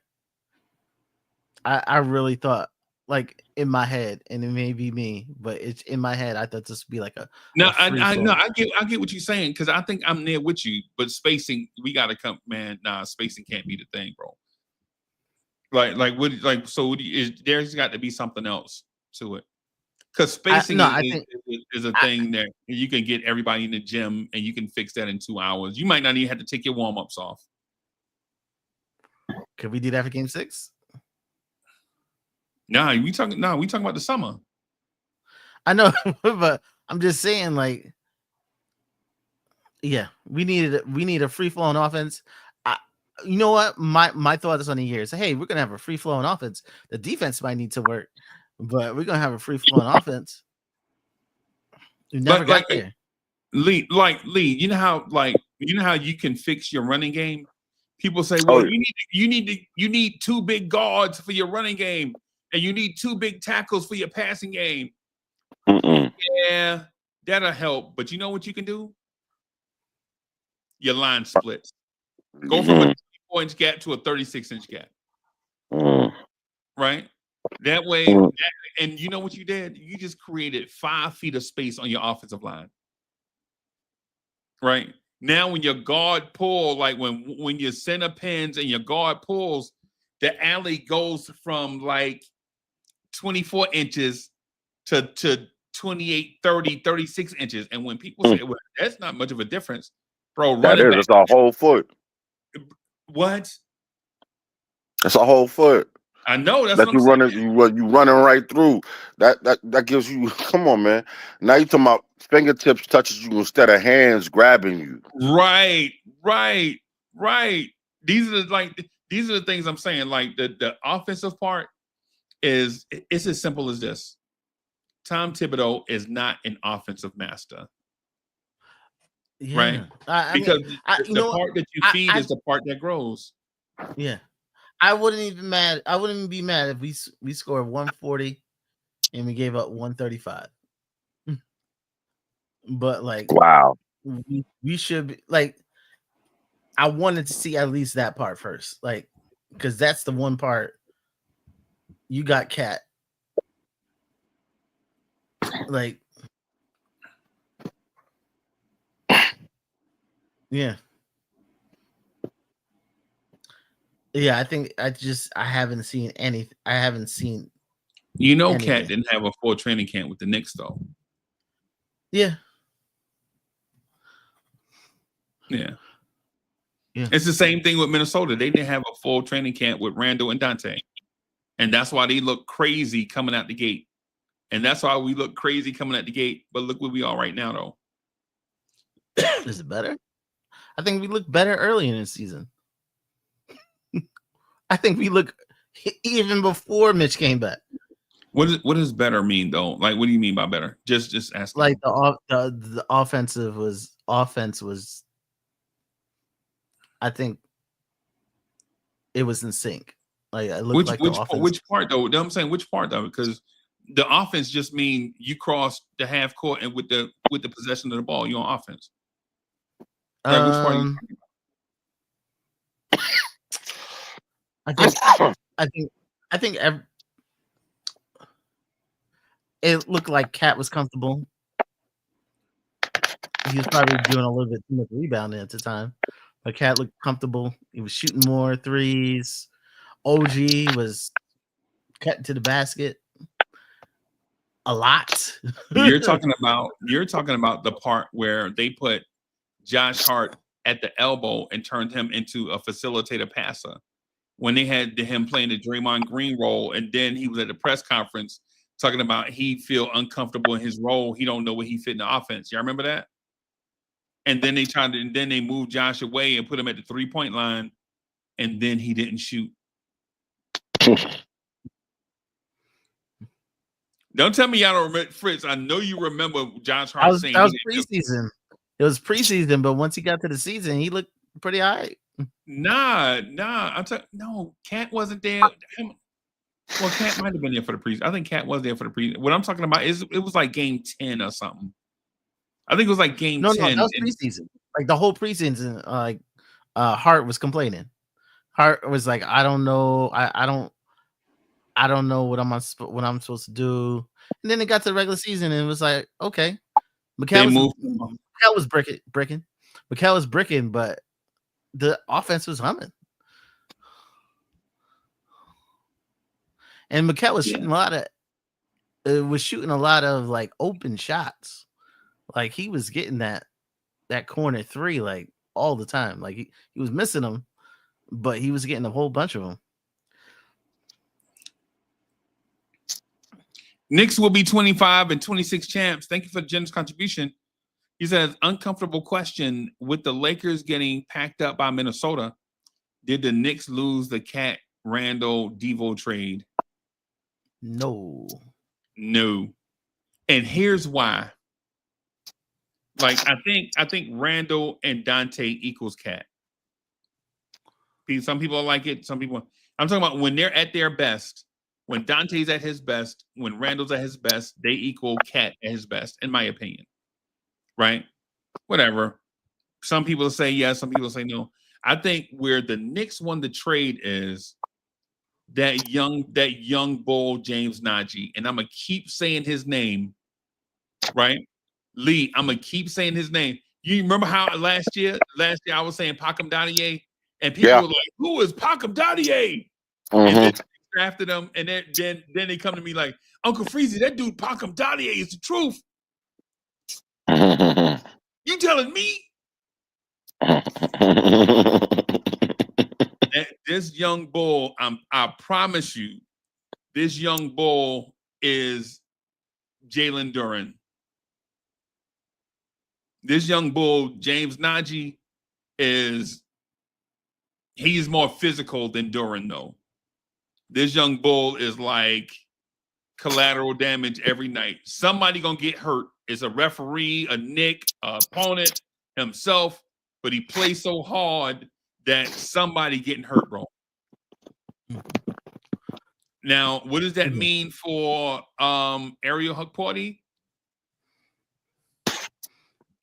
I don't know. There's gonna be changes. Young bulls gonna have to get in that cage and fight it out, bro. It's gonna be some. Cream got to rise to the top somehow. Yeah, but iron sharpens iron. Also, this question about Cat Randall Devo. How people are looking at like what would happen if Randall was still here? Randall would stay here. Devo's a bench player. Randall would have the Knicks over a barrel on the contract, and the Knicks would kind of be frozen this summer, waiting for Randall to make a decision if he's going to opt in or opt out. Not only that, I know, but it would put the Knicks in such a bad situation. Like the Knicks were never going to put themselves in that situation. This is Minnesota been in the same situation financially on the taxes. So we talking about basketball, bro. Yeah, I know, but like honestly, he had to move. Like they didn't have a choice. They didn't have a choice. They had a choice. No, they had a choice. They had a choice. They always got a choice. They chose to go somewhere different because they thought the grass was greener. That's just what it is. I'm not saying it wasn't. I'm not saying it is. I'm just saying that's how the front office saw it. They also had a deeper relationship with Cat versus Randall. I know. Period. The Knicks couldn't put it in Randall's hands for the summer. That's why he had to get moved. That's on them. That was a choice. Yeah. Because they couldn't put it in his hands. Because if it came down to Randall's like, we're going in the second apron if you like it or not. Or I'm gonna just walk. You don't know that now. And then you don't have it. But that's that's where he had them. He had them in that predicament, and the Knicks didn't want to be in that predicament. So based on what you're telling me, that we're going to trade Mikal Bridges next summer, huh? Based on what you're saying, there's a number for Mikal Bridges. If they don't want to pay that the max for Mikal Bridges, they're gonna move him. That's what I just said. You said no. No, if they don't like the number, I think the number is not astronomical. Like he wants his max. His max is like 38 starting. But he ain't getting no $38 million. Yeah, he gonna get that 38, bro. He gonna get that 38, or he gonna be moved. He gonna get that money. He's gonna get the money because we already know that Tom Thibodeau is using Jerry Rice as a tight end.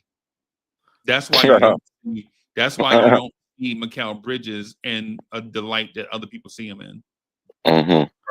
That's what it is. When you have leverage, and this is not a knock on Bridges or Thibs, because Thibs is going to do what it takes to win, right? But we know that Mikal Bridges is a finesse wing that thrives in the open flow of a game. Tom Thibodeau is a grinded out coach. Did Mikal Bridges ask to be here? We don't know. Right. But what we do know is there is a conflict of styles. And it's reflected in Bridges' game. Bridges is basically having a down year to his standard. And what is that? What's the common denominator? It's Thibs. Am I saying Thibs is a bad coach? No, I'm not saying that. What I am saying is most coaches wouldn't put Jerry Rice at tight end. That's what I'm saying.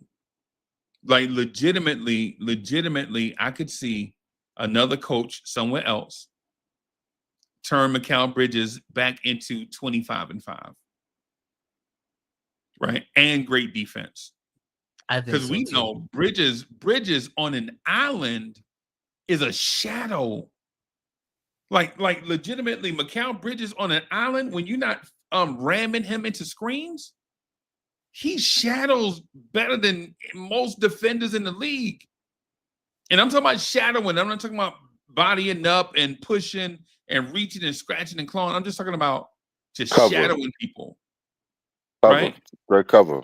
Yeah, this dude is an elite defender if you use him that way. But when you ram him in the screen, you got to fight over the screen every night, 82 games, Iron Man. And then you like, hey, we also need you to score 20 points on the other end of the floor too. Yeah. And I don't know. I think there's something to that relationship, because did you see that the question on the third quarter? They asked what can the Knicks do about the third quarter? Yeah. And Mikal Bridges' response. Yeah. Again, he talked to the coach, and the coach didn't take his advice. Yeah. So, yeah. So and so I guess to answer the question, I think the Knicks won the cat trade. Did they give up a lot? Yes. Did they get a project center? I think Najee is 6. Fritz, the man had 16 points and 8 rebounds the other night in 16 minutes. Mm-hmm. That was 2 weeks ago? Lee, was that 2 weeks ago that I brought that up? Maybe 3 at the most. Do you know how difficult it is to be a big in the modern NBA game? I already know. 16 points in 16 minutes and 8 rebounds? That means you gobbled up everything that was right there. First of all, every one of them rebounds you got, offensive rebounds you put right back up. Yep. That man's a beast, bro. Now, what I do think is going to happen this summer, I think the only significant move that the Knicks are going to make is they're going to trade the rights to Rokas Jokubaitis. They're going to try. Yeah, they're going to try. Yeah, I think that's they're going to do this. I did to try to acquire something that can help the roster, something cheap. Yeah. right? Because I don't see Rokas coming back and taking minutes from Tyler Kolek, even though they're the same age. It seems like Kolek is younger. They're the same age. Mhm. Like all three of those dudes and Deuce are the same age. So I don't know if bringing in now Jokibitis is a big guard. He's 6'4", 200. They had him listed at 200. I mean at like 200 on a dot. But when you see him, he got that stuff around the neck. That man ain't no 200 pounds. that man like every bit of 210 easy. Easily 200 something pounds, right? But I don't think we'll ever see him play a minute as a Knick because I think it might be too late for him, right? And the other thing that I was going to mention is I don't know if Cameron Payne is coming back. If they run it back with Cameron Payne and Landry Shamet, do we get the same result we got this year? I think the ship and sailed on either one of them. More so on Landry. I think the easy target is Malik Beasley. I think that's the easy target. I think Malik Beasley will be back with Detroit. Detroit got money to spend. Yeah, a lot of And I money, think right? They got a lot of money to spend, and I think they'll give him a nice bag. You don't think they'll go? Us, okay. I think for us, I think Mitch is gone, and Mitch is gone early. I don't think it's late in the. No, I think he's gone early. Draft. I think Mitch may be gone in the draft. Draft night.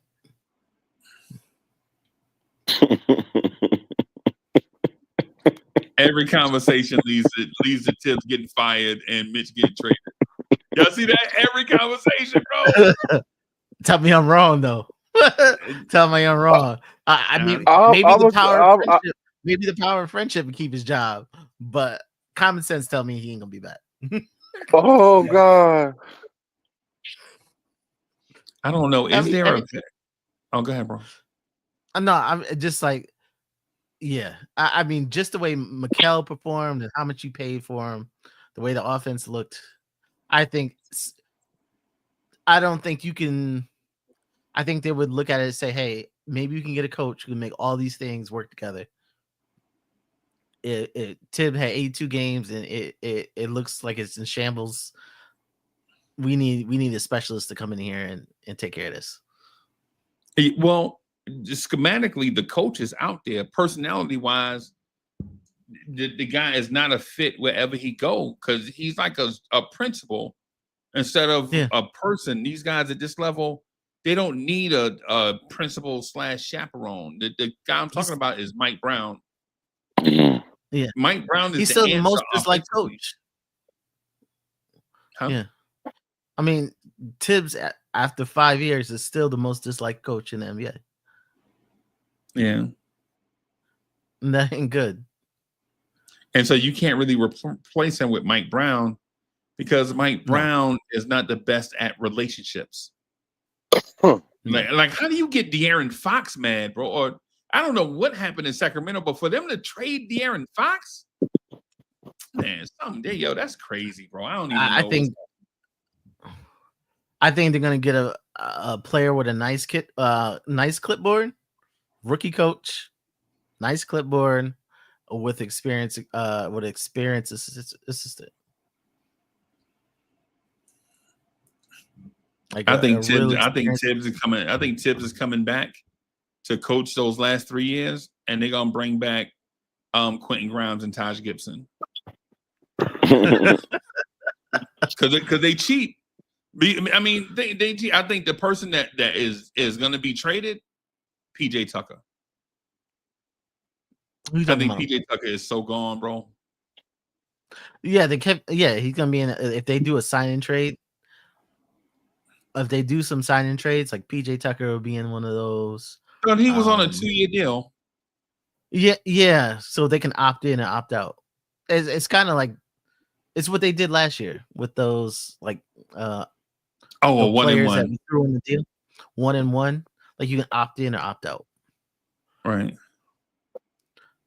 So they'll basically start trading people, and it's like, oh, we need some more $1 million. Okay, we'll just throw PJ in it. The Knicks need a guard. I think the candidate, I don't want to see this happen because he said my name before I even acknowledged him. It's Deuce McBride, right? I don't want to see Deuce go, but bro, in an ideal world, yeah, and in an ideal world, if Deuce McBride was 6'7", he'd be perfect. Would you trade Deuce for Simani Kamara? in a second. In a second. I think if you can give Deuce and like draft assets and you come back with a starter, I think that's what you want. What you gonna do with a 6 starter? I ain't gonna bring ain't no way I'm gonna have Hart start next year. You got to, bro. Because you I'm can't. sorry. I know Thibs ain't here. I said Thibs ain't here, so the teacher Pat can go back on the bench. Bro, you can't. That man set the Knicks record for triple doubles, and you're gonna trade him? He could still play 30 minutes. He could still play 30 minutes, but you're not starting. If you playing good in the game, you can stay in the game. There Interesting. we go. Everybody got to go, bro. Yep. I think there's gonna be a little. I think there's gonna be a little bit of movement. Knicks know exactly what they need. What is that? They kind of. No, I think this year they've gone light. They didn't after that cat trade. They didn't do much. Well, what do they need though? Need shooting. You need shooting. You probably can't keep Mitch. I think you're gonna hopefully be under the apron. I think that's why you give up Mitch in the draft. Apron. Just because of the increase, they'll be under that. I think. Hold on a second. So, what we gonna do for a backup? Well, we're talking about a backup, so I think they're gonna try to get Capella if they can. I don't think so, bro. I think they're gonna do the champion. I think they're gonna take the championship model, right? They're gonna try to get Capella back. Yeah. I can't. I think they're gonna take on the championship model of get young, cheap talent to backfill the roster and have them come in and do a specific role, kind of like Denver with Christian Brown and the other guy off their bench, the young cheap guys. Yeah. I think that's gonna be the move for the Knicks. Just go out and get a guy like in the ideal situation is Zeke Naji and Ariel Hukporty fight it out for the backup job, and the loser goes to Westchester, right? and then the wing player, we already know he's in the rotation next year because of the way Tom Thibodeau seemed like he is in love with Kev McCullough. And I'm in love with Kev McCullough also. Because Kev McCullough is a bigger, younger, stronger, more athletic version of Josh Hart, but he'll shoot. Yeah. But that's why I think Mitch is gone. Because I think the Knicks are gonna clear out a little salary. I think Mitch's salary is gonna go. And then that's what they're gonna be signing with. They're gonna be signing who though? I think it's gonna be Capella, and I think they're gonna get someone else. Why would you? Wow. If I can get Capella, if I can get Capella for 8, if I can get Capella 8, I'm doing it. I can't pay 13 million for Mitch. And 13 million. I bet you can. I bet you will. You can. I bet you will, because you ain't gonna have Huck. You're not gonna have your boy Precious back there either.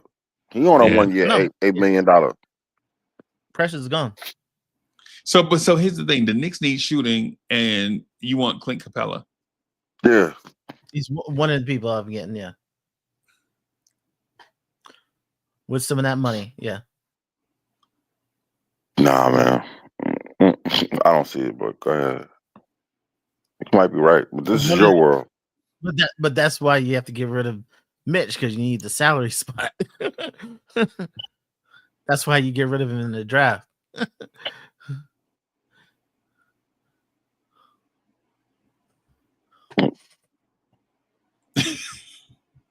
But yeah, it's probably not the type of conversation. But yeah, I think Mitch will be going in the draft. I think he's gonna go to like the Wizards. Someone needs like salary for 1 year, which I think could be the Wizards, because they have like a big space this year and they don't want to get anything long term this year. What do you get from the Wizards though? No, not much. Take him off his. What is it though? Take him off our hands. I'm gonna give him their 20. I'm gonna give their 26 first back. I'm gonna give them their 26 first back, the one that turns in 2 seconds. And I want their two second round picks this year. I want 32 and 40 for Mitch. Mitch in their 26. Mitch in a first round pick for 2 second round picks. 2 very high. We don't even get back a player. It's not a first round pick. It's not a first round pick. Man, I'll be like, yeah, I'll take him and Bilal, Bilal. You know what I'm saying? Let me get Bilal. Yeah, but you're not gonna get that, bro. Yeah, not gonna get him, bro. That's Giannis right there, bro. That's young Giannis. Giannis. I know, but I'm just saying though. Yeah. If you get the first pick of the second round, because that's where they are. First pick of the second round, and 40. And then you take Mitch's $13 million off the board, and I could go and spend that $13 million on players, on 2 vets. So where are they playing? Backup center. I'm gonna get Capella. First one, I think Capella's CAA. What does Clint Capella do for your team? He's gonna hold down backup center. What's Clint Capella do for your center. team?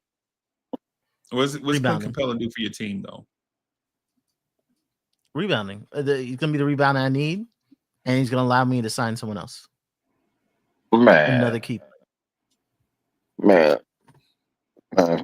He's gonna allow me to sign another key player. You killing me with your Texas Instrument machine you got right there.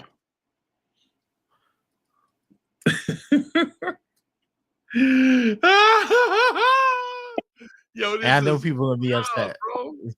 I know people are gonna be upset. Okay, it's not even upset. I'm just like I'm trying to make. Listen, I'm being impartial. Like I'm just sitting here listening. I'm trying to hear how it makes sense. Because Mitch needs an extension at that point. Like Mitch is ain't nobody said we got to extend anything. He got to ride out his last year and hope that we decide to, sign him. So you hope he has a good year so he can price us out. Now let's talk about Capella. I don't care.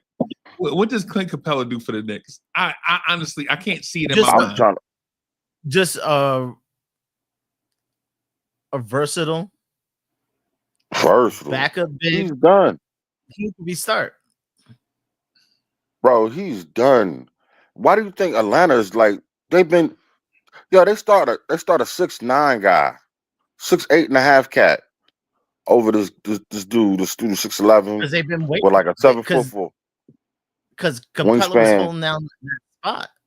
Capella was holding down the spot. It was time. Capella's washed, bro. They had to bench him because they paid him. They paid the backup starter. They paid the backup like the starter pay he deserved. But I'm saying no. But what about Clint Capella in the Knicks though? He's so in theory, you're saying that the bench is going to be Clint Capella, Josh Hart, Deuce McBride, and a veteran. And a very good veteran. like a With very 2 good veteran. second-round picks, No, and a very 30 good and veteran. 40. And a very good veteran. You talking about Beasley? How much you think Beasley gonna get paid? Oh, I don't know. Like 10 million? Like No, I let the market dictate that, bro. Like whatever. like I don't 10 million. Like he's not getting Mm. paid like peanuts. Yeah. And I just mentioned Beasley. I mean, I don't care if it's Beasley or not. I just threw out a name. I don't Okay. care. No, okay.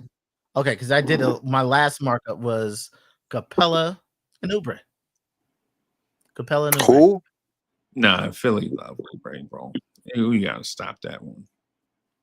Philly Once fans they are not. pay, They love Oubre. okay, then how they gonna pay what's his name? Our guy, our former guy. Grimes? He was putting up Wait a a million minute. game. Wait a minute. Are you asking me? Are you telling me they're gonna let Kelly Oubre walk because they love Grimes? Grimes needs to get paid, and Oubre needs to get paid. They both need to get paid. So you're telling me that Kelly But who's gonna Oubre get is gonna be paid? shown the But who, door so they can re-sign Grimes? how are you gonna sign both? Who said they were gonna sign both? You think they're gonna let him walk? You good think they're gonna let you think they're gonna let Grimes walk? Who the fuck? Who is Quentin Grimes? Fritz almost made me cuss on national TV. Grimes, bro. Grimes. Fritz, come on, dog. No, what he's shown, they can't let him walk, bro. Bro, They can't let him, bro. they can't let him walk. Bro, I speak to these dudes all the time, bro. I speak to the Philly content creators all the time. I had them on the show this year. Bro, the Quentin Grimes thing is a narrative. Narratives float around the league like smoke all the time. So you think they're gonna just let him walk? It's like, Who wait a minute, who are we talking about? We talking about Dr. J? We talking about Charles Barkley, bro? Moses Malone. We talking about Grimes, bro. That dude got traded twice, 3 times in the same season. But he started putting numbers at the end of the season. When everybody was out, right? Remember that? Yeah. Mm-hmm. McCain was out. Embiid was out. Paul George was out. Everybody It's a out. bad look. It's a real bad look. If they let him walk, it's a real bad look. If they let him walk, they're gonna play CeCe Peniston when he walking out the door.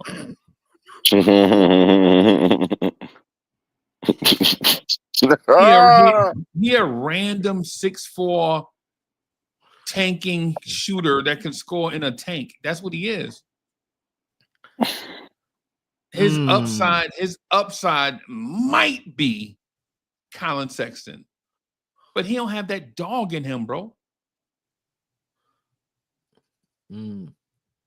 Yeah, he just got a lot. Now, did he have some great games? Absolutely, bro. But you can't thrive with Luka. Saying, bro. If you can't score with Luka Doncic, bro, feeding you the ball, bro, you a ham sandwich. Are you not? You a ham sandwich here. He's just a tuna on raw. Yeah, and bro, let me see. Like he must by month. Is it Lee? It's Quentin Grimes we talking about, bro. We talking about Quentin Grimes and Clint Capella. Hey, bro. Thank you for taking me back to the Philly reference of my man AI. Talking about practice. I just don't get the basketball part of it. Like the money and all that stuff. I don't think Philly has money for both, and I don't think they could justify it. Did they use assets to acquire him? Did they use assets to acquire him? Yes. What did they? You know what they traded for Quentin Grimes? Caleb Martin. Yeah. Caleb Martin. And Caleb Martin was on a 2-year deal. I think he was on a 2-year deal. And Grimes had 1 year left. And so they traded him so they can free up cap space. Yeah. And on top of that, And on top of that, right, HRM, HRM beat me to it. And on top of that, last year's first round pick plays the same position as Grimes, and he looks like he has upside.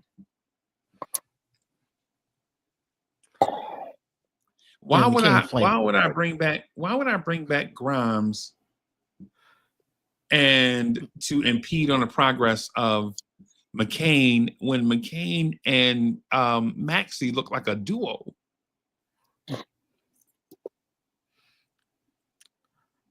I could see legitimately, no lie, hand to the man, I could see Philly offloading Paul George's contract before they do on it. Yeah, I know, but not only that, they only have one pick available, the only pick available, and not only that, they can only probably trade him for Beal. Nobody's gonna take that contract, bro. Nobody's gonna take it. I'm honestly thinking that's their homework assignment, bro. It was a bad signing, and the thing about the reason why the Paul George signing is so terrible is because they extended Joel Embiid at the same time. That was the word, and they didn't have to. And it wasn't even. They didn't even. You know how usually you have a year left. It wasn't even that. Right. That's what I'm saying. I thought that was fireable, but they said they ain't firing him. So okay, we'll see. We'll see about that, bro. I ain't even gonna lie, bro. I honestly think that Grimes is gonna be one of those third or fourth day signings when people find money. I don't think he's nobody priority. Right? I would him or Oubre. Think about what we're saying. Matter of fact, I'm gonna call King in a few minutes, bro, and like, hey, y'all gonna let Oubre walk for Grimes so he can cuss me out in the middle of the night? You caught me for that. If I have $8 million available for Oubre, I'm taking Oubre. Man, Philly ain't, bro. Do you know how much is this just trading stuff in a vacuum, or did you actually look at the Philly stuff? Because they love this. They love this dude, bro. This is not like a trade machine. They love Kelly Oubre, right? And a newcomer that just put up numbers and just here, and you got him as a cast off to shed money, and he put up numbers, and y'all gonna keep him over Kelly Oubre, who y'all love? I think it's okay. I think it's a one or the other situation. It's one or the other. I think that dude, and the thing about it is with Grimes, the teams that have money don't want him. Right? The teams that have money, they don't want Grimes. They didn't want Grimes. They didn't want Grimes.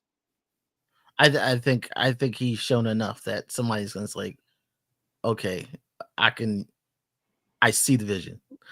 Not me, but I think another team would be like, I see the vision. I'll gamble 10 million. You're gonna get so you are the guy that's gonna give Grimes. No, I said not me. I see him as a Knick. The but 3 years. You're gonna give Grimes the 3 years, $54 million. No, I do 10.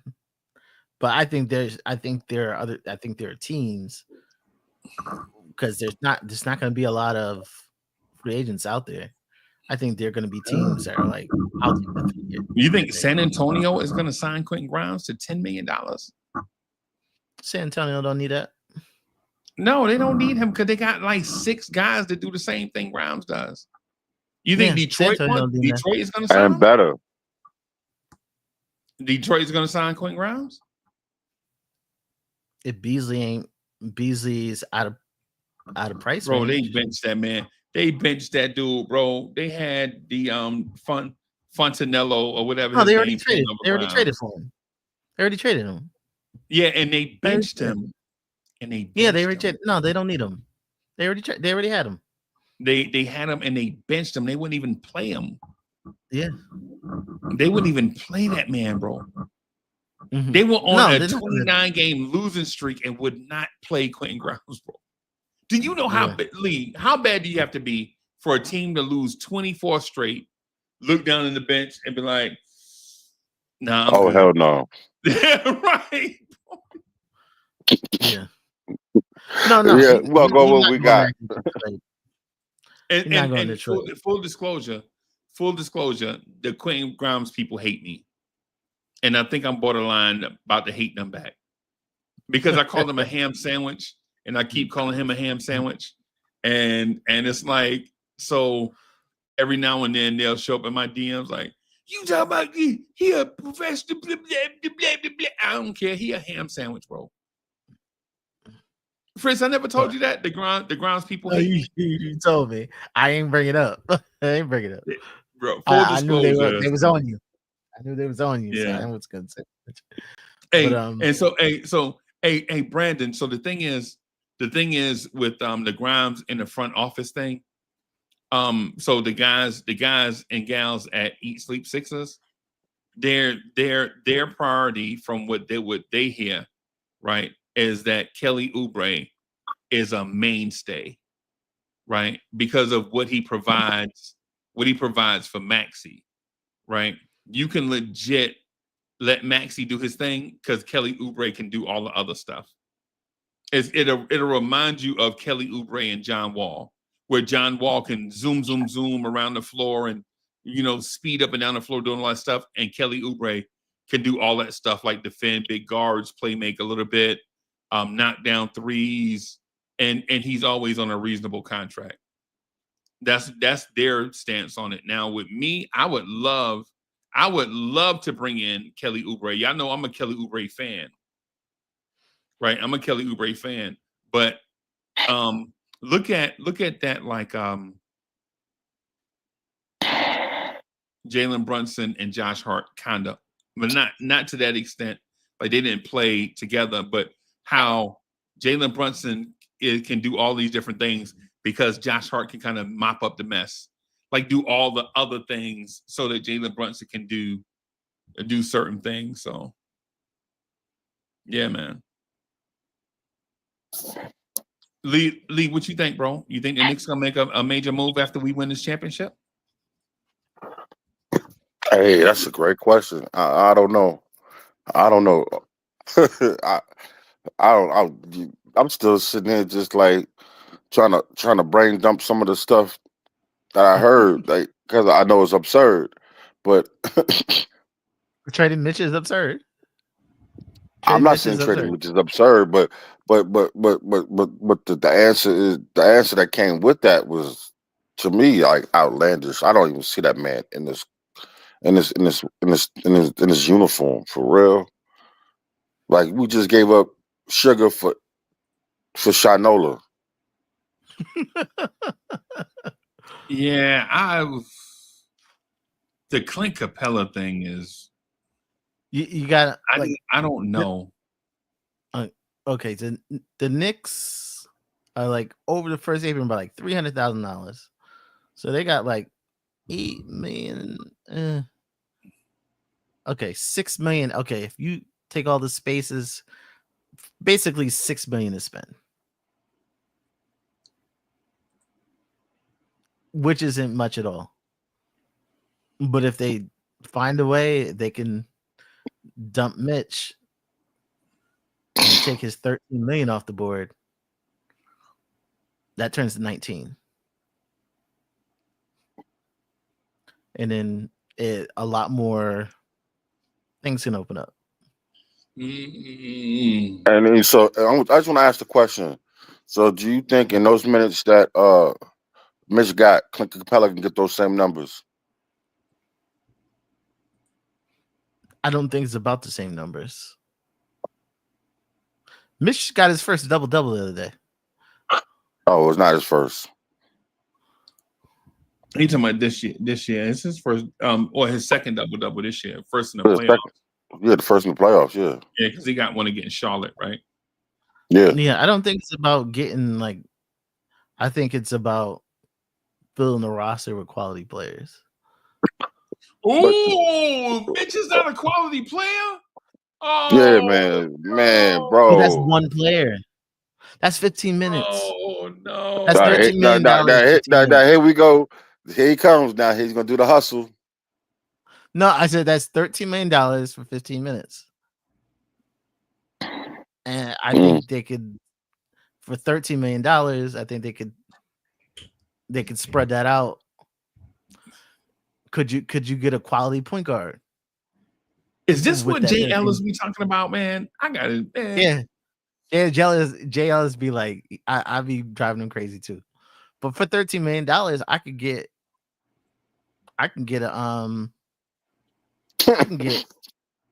a backup point guard for Jalen Brunson who could start in his absence and we won't fall all the way apart. Who? Or you could play Tyler Kolek, who's already under contract. You could, but he could have played a little bit this year. I would have felt more confident. You told me Thibs was gone. I think Thibs is gone.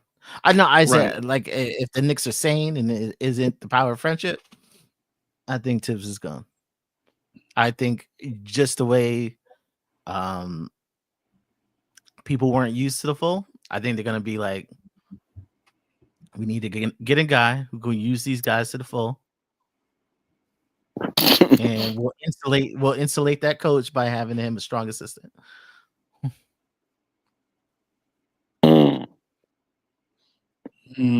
I think it's gonna be a young coach.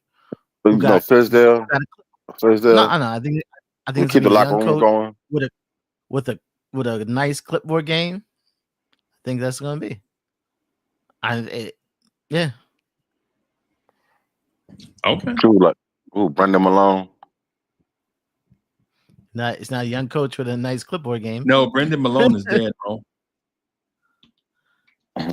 Brendan I'm Malone. not Brendan. I mean, it's son Mike. Mike Malone. Mike Malone. Mike Malone. Yeah, Mike Malone. My bad. Okay. Yeah.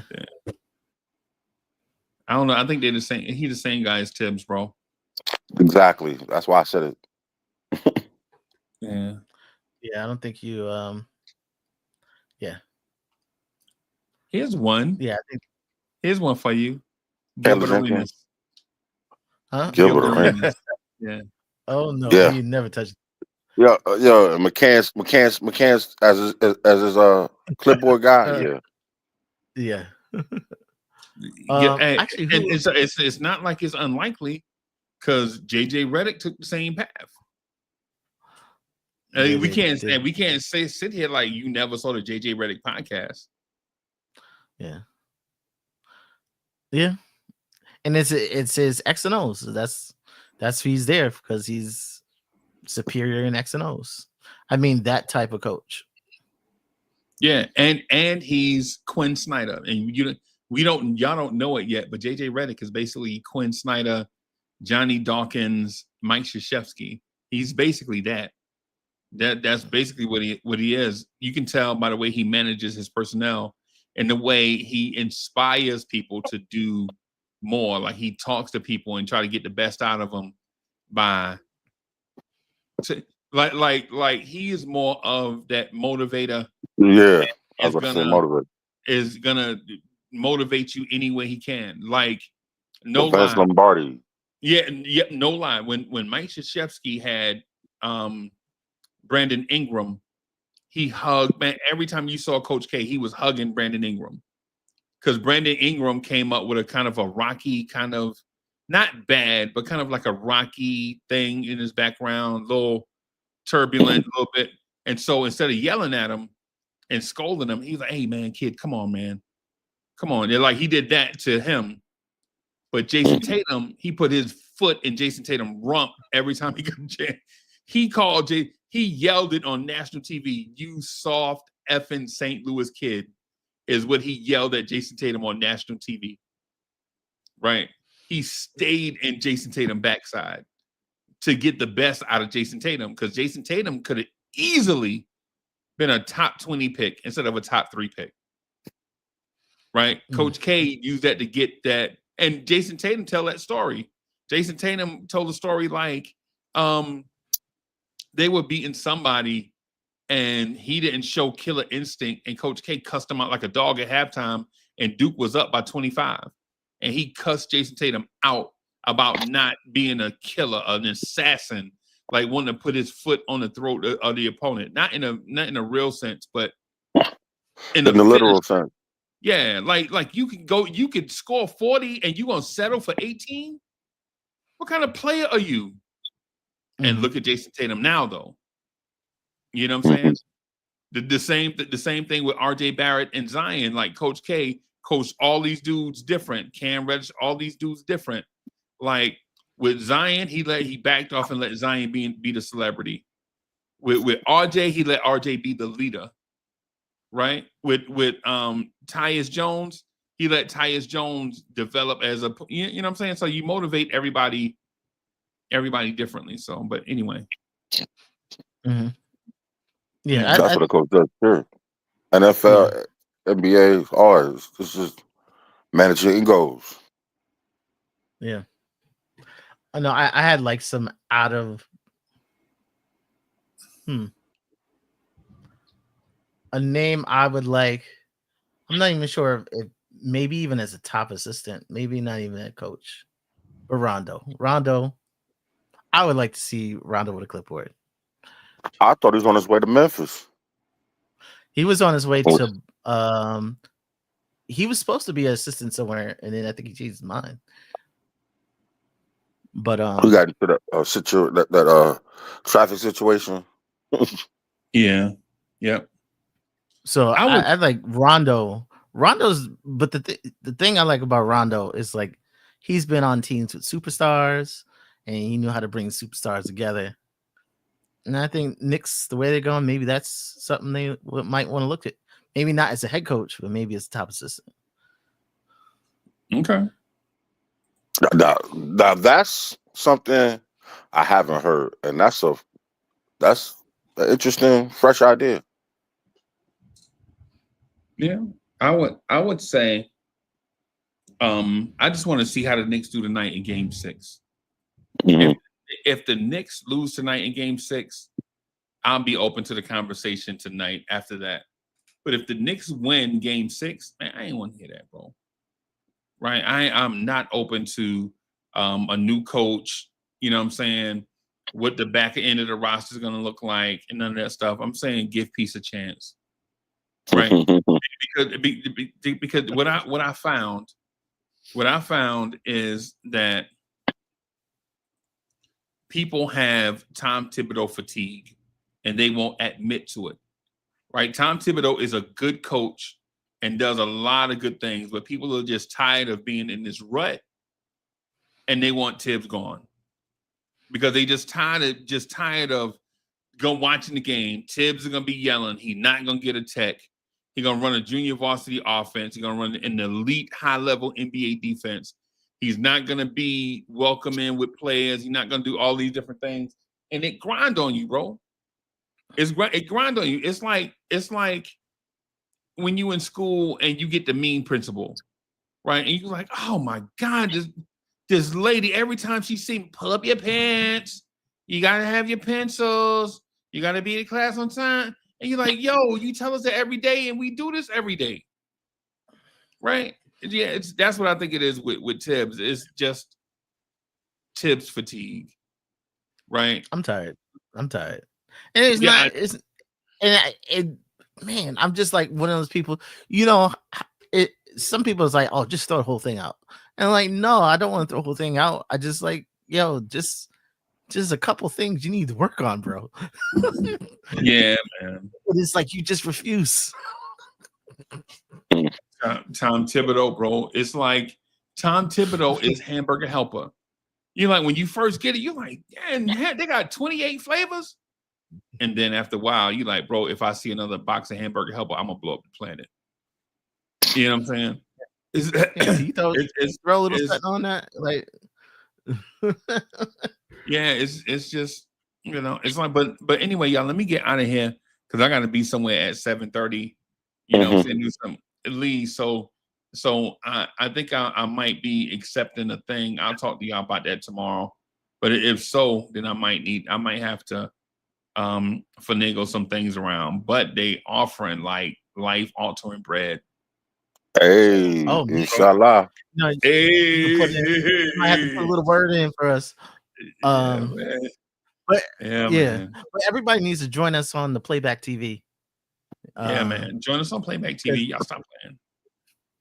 Yeah, because there'd be like 18 people in here, and there'd be like 50 in here. So yeah, join us on Playback TV. Mm-hmm. Yeah, Always a good subscribe to time. the channel, hit the like button, comment, and all that stuff can help us grow. Our goal Hey, is 15K. 15K now. So if we can get to 15K by next summer, bro, that'd be amazing, bro. That'd be amazing, bro. 5,000 subscribers is a lot of people, bro.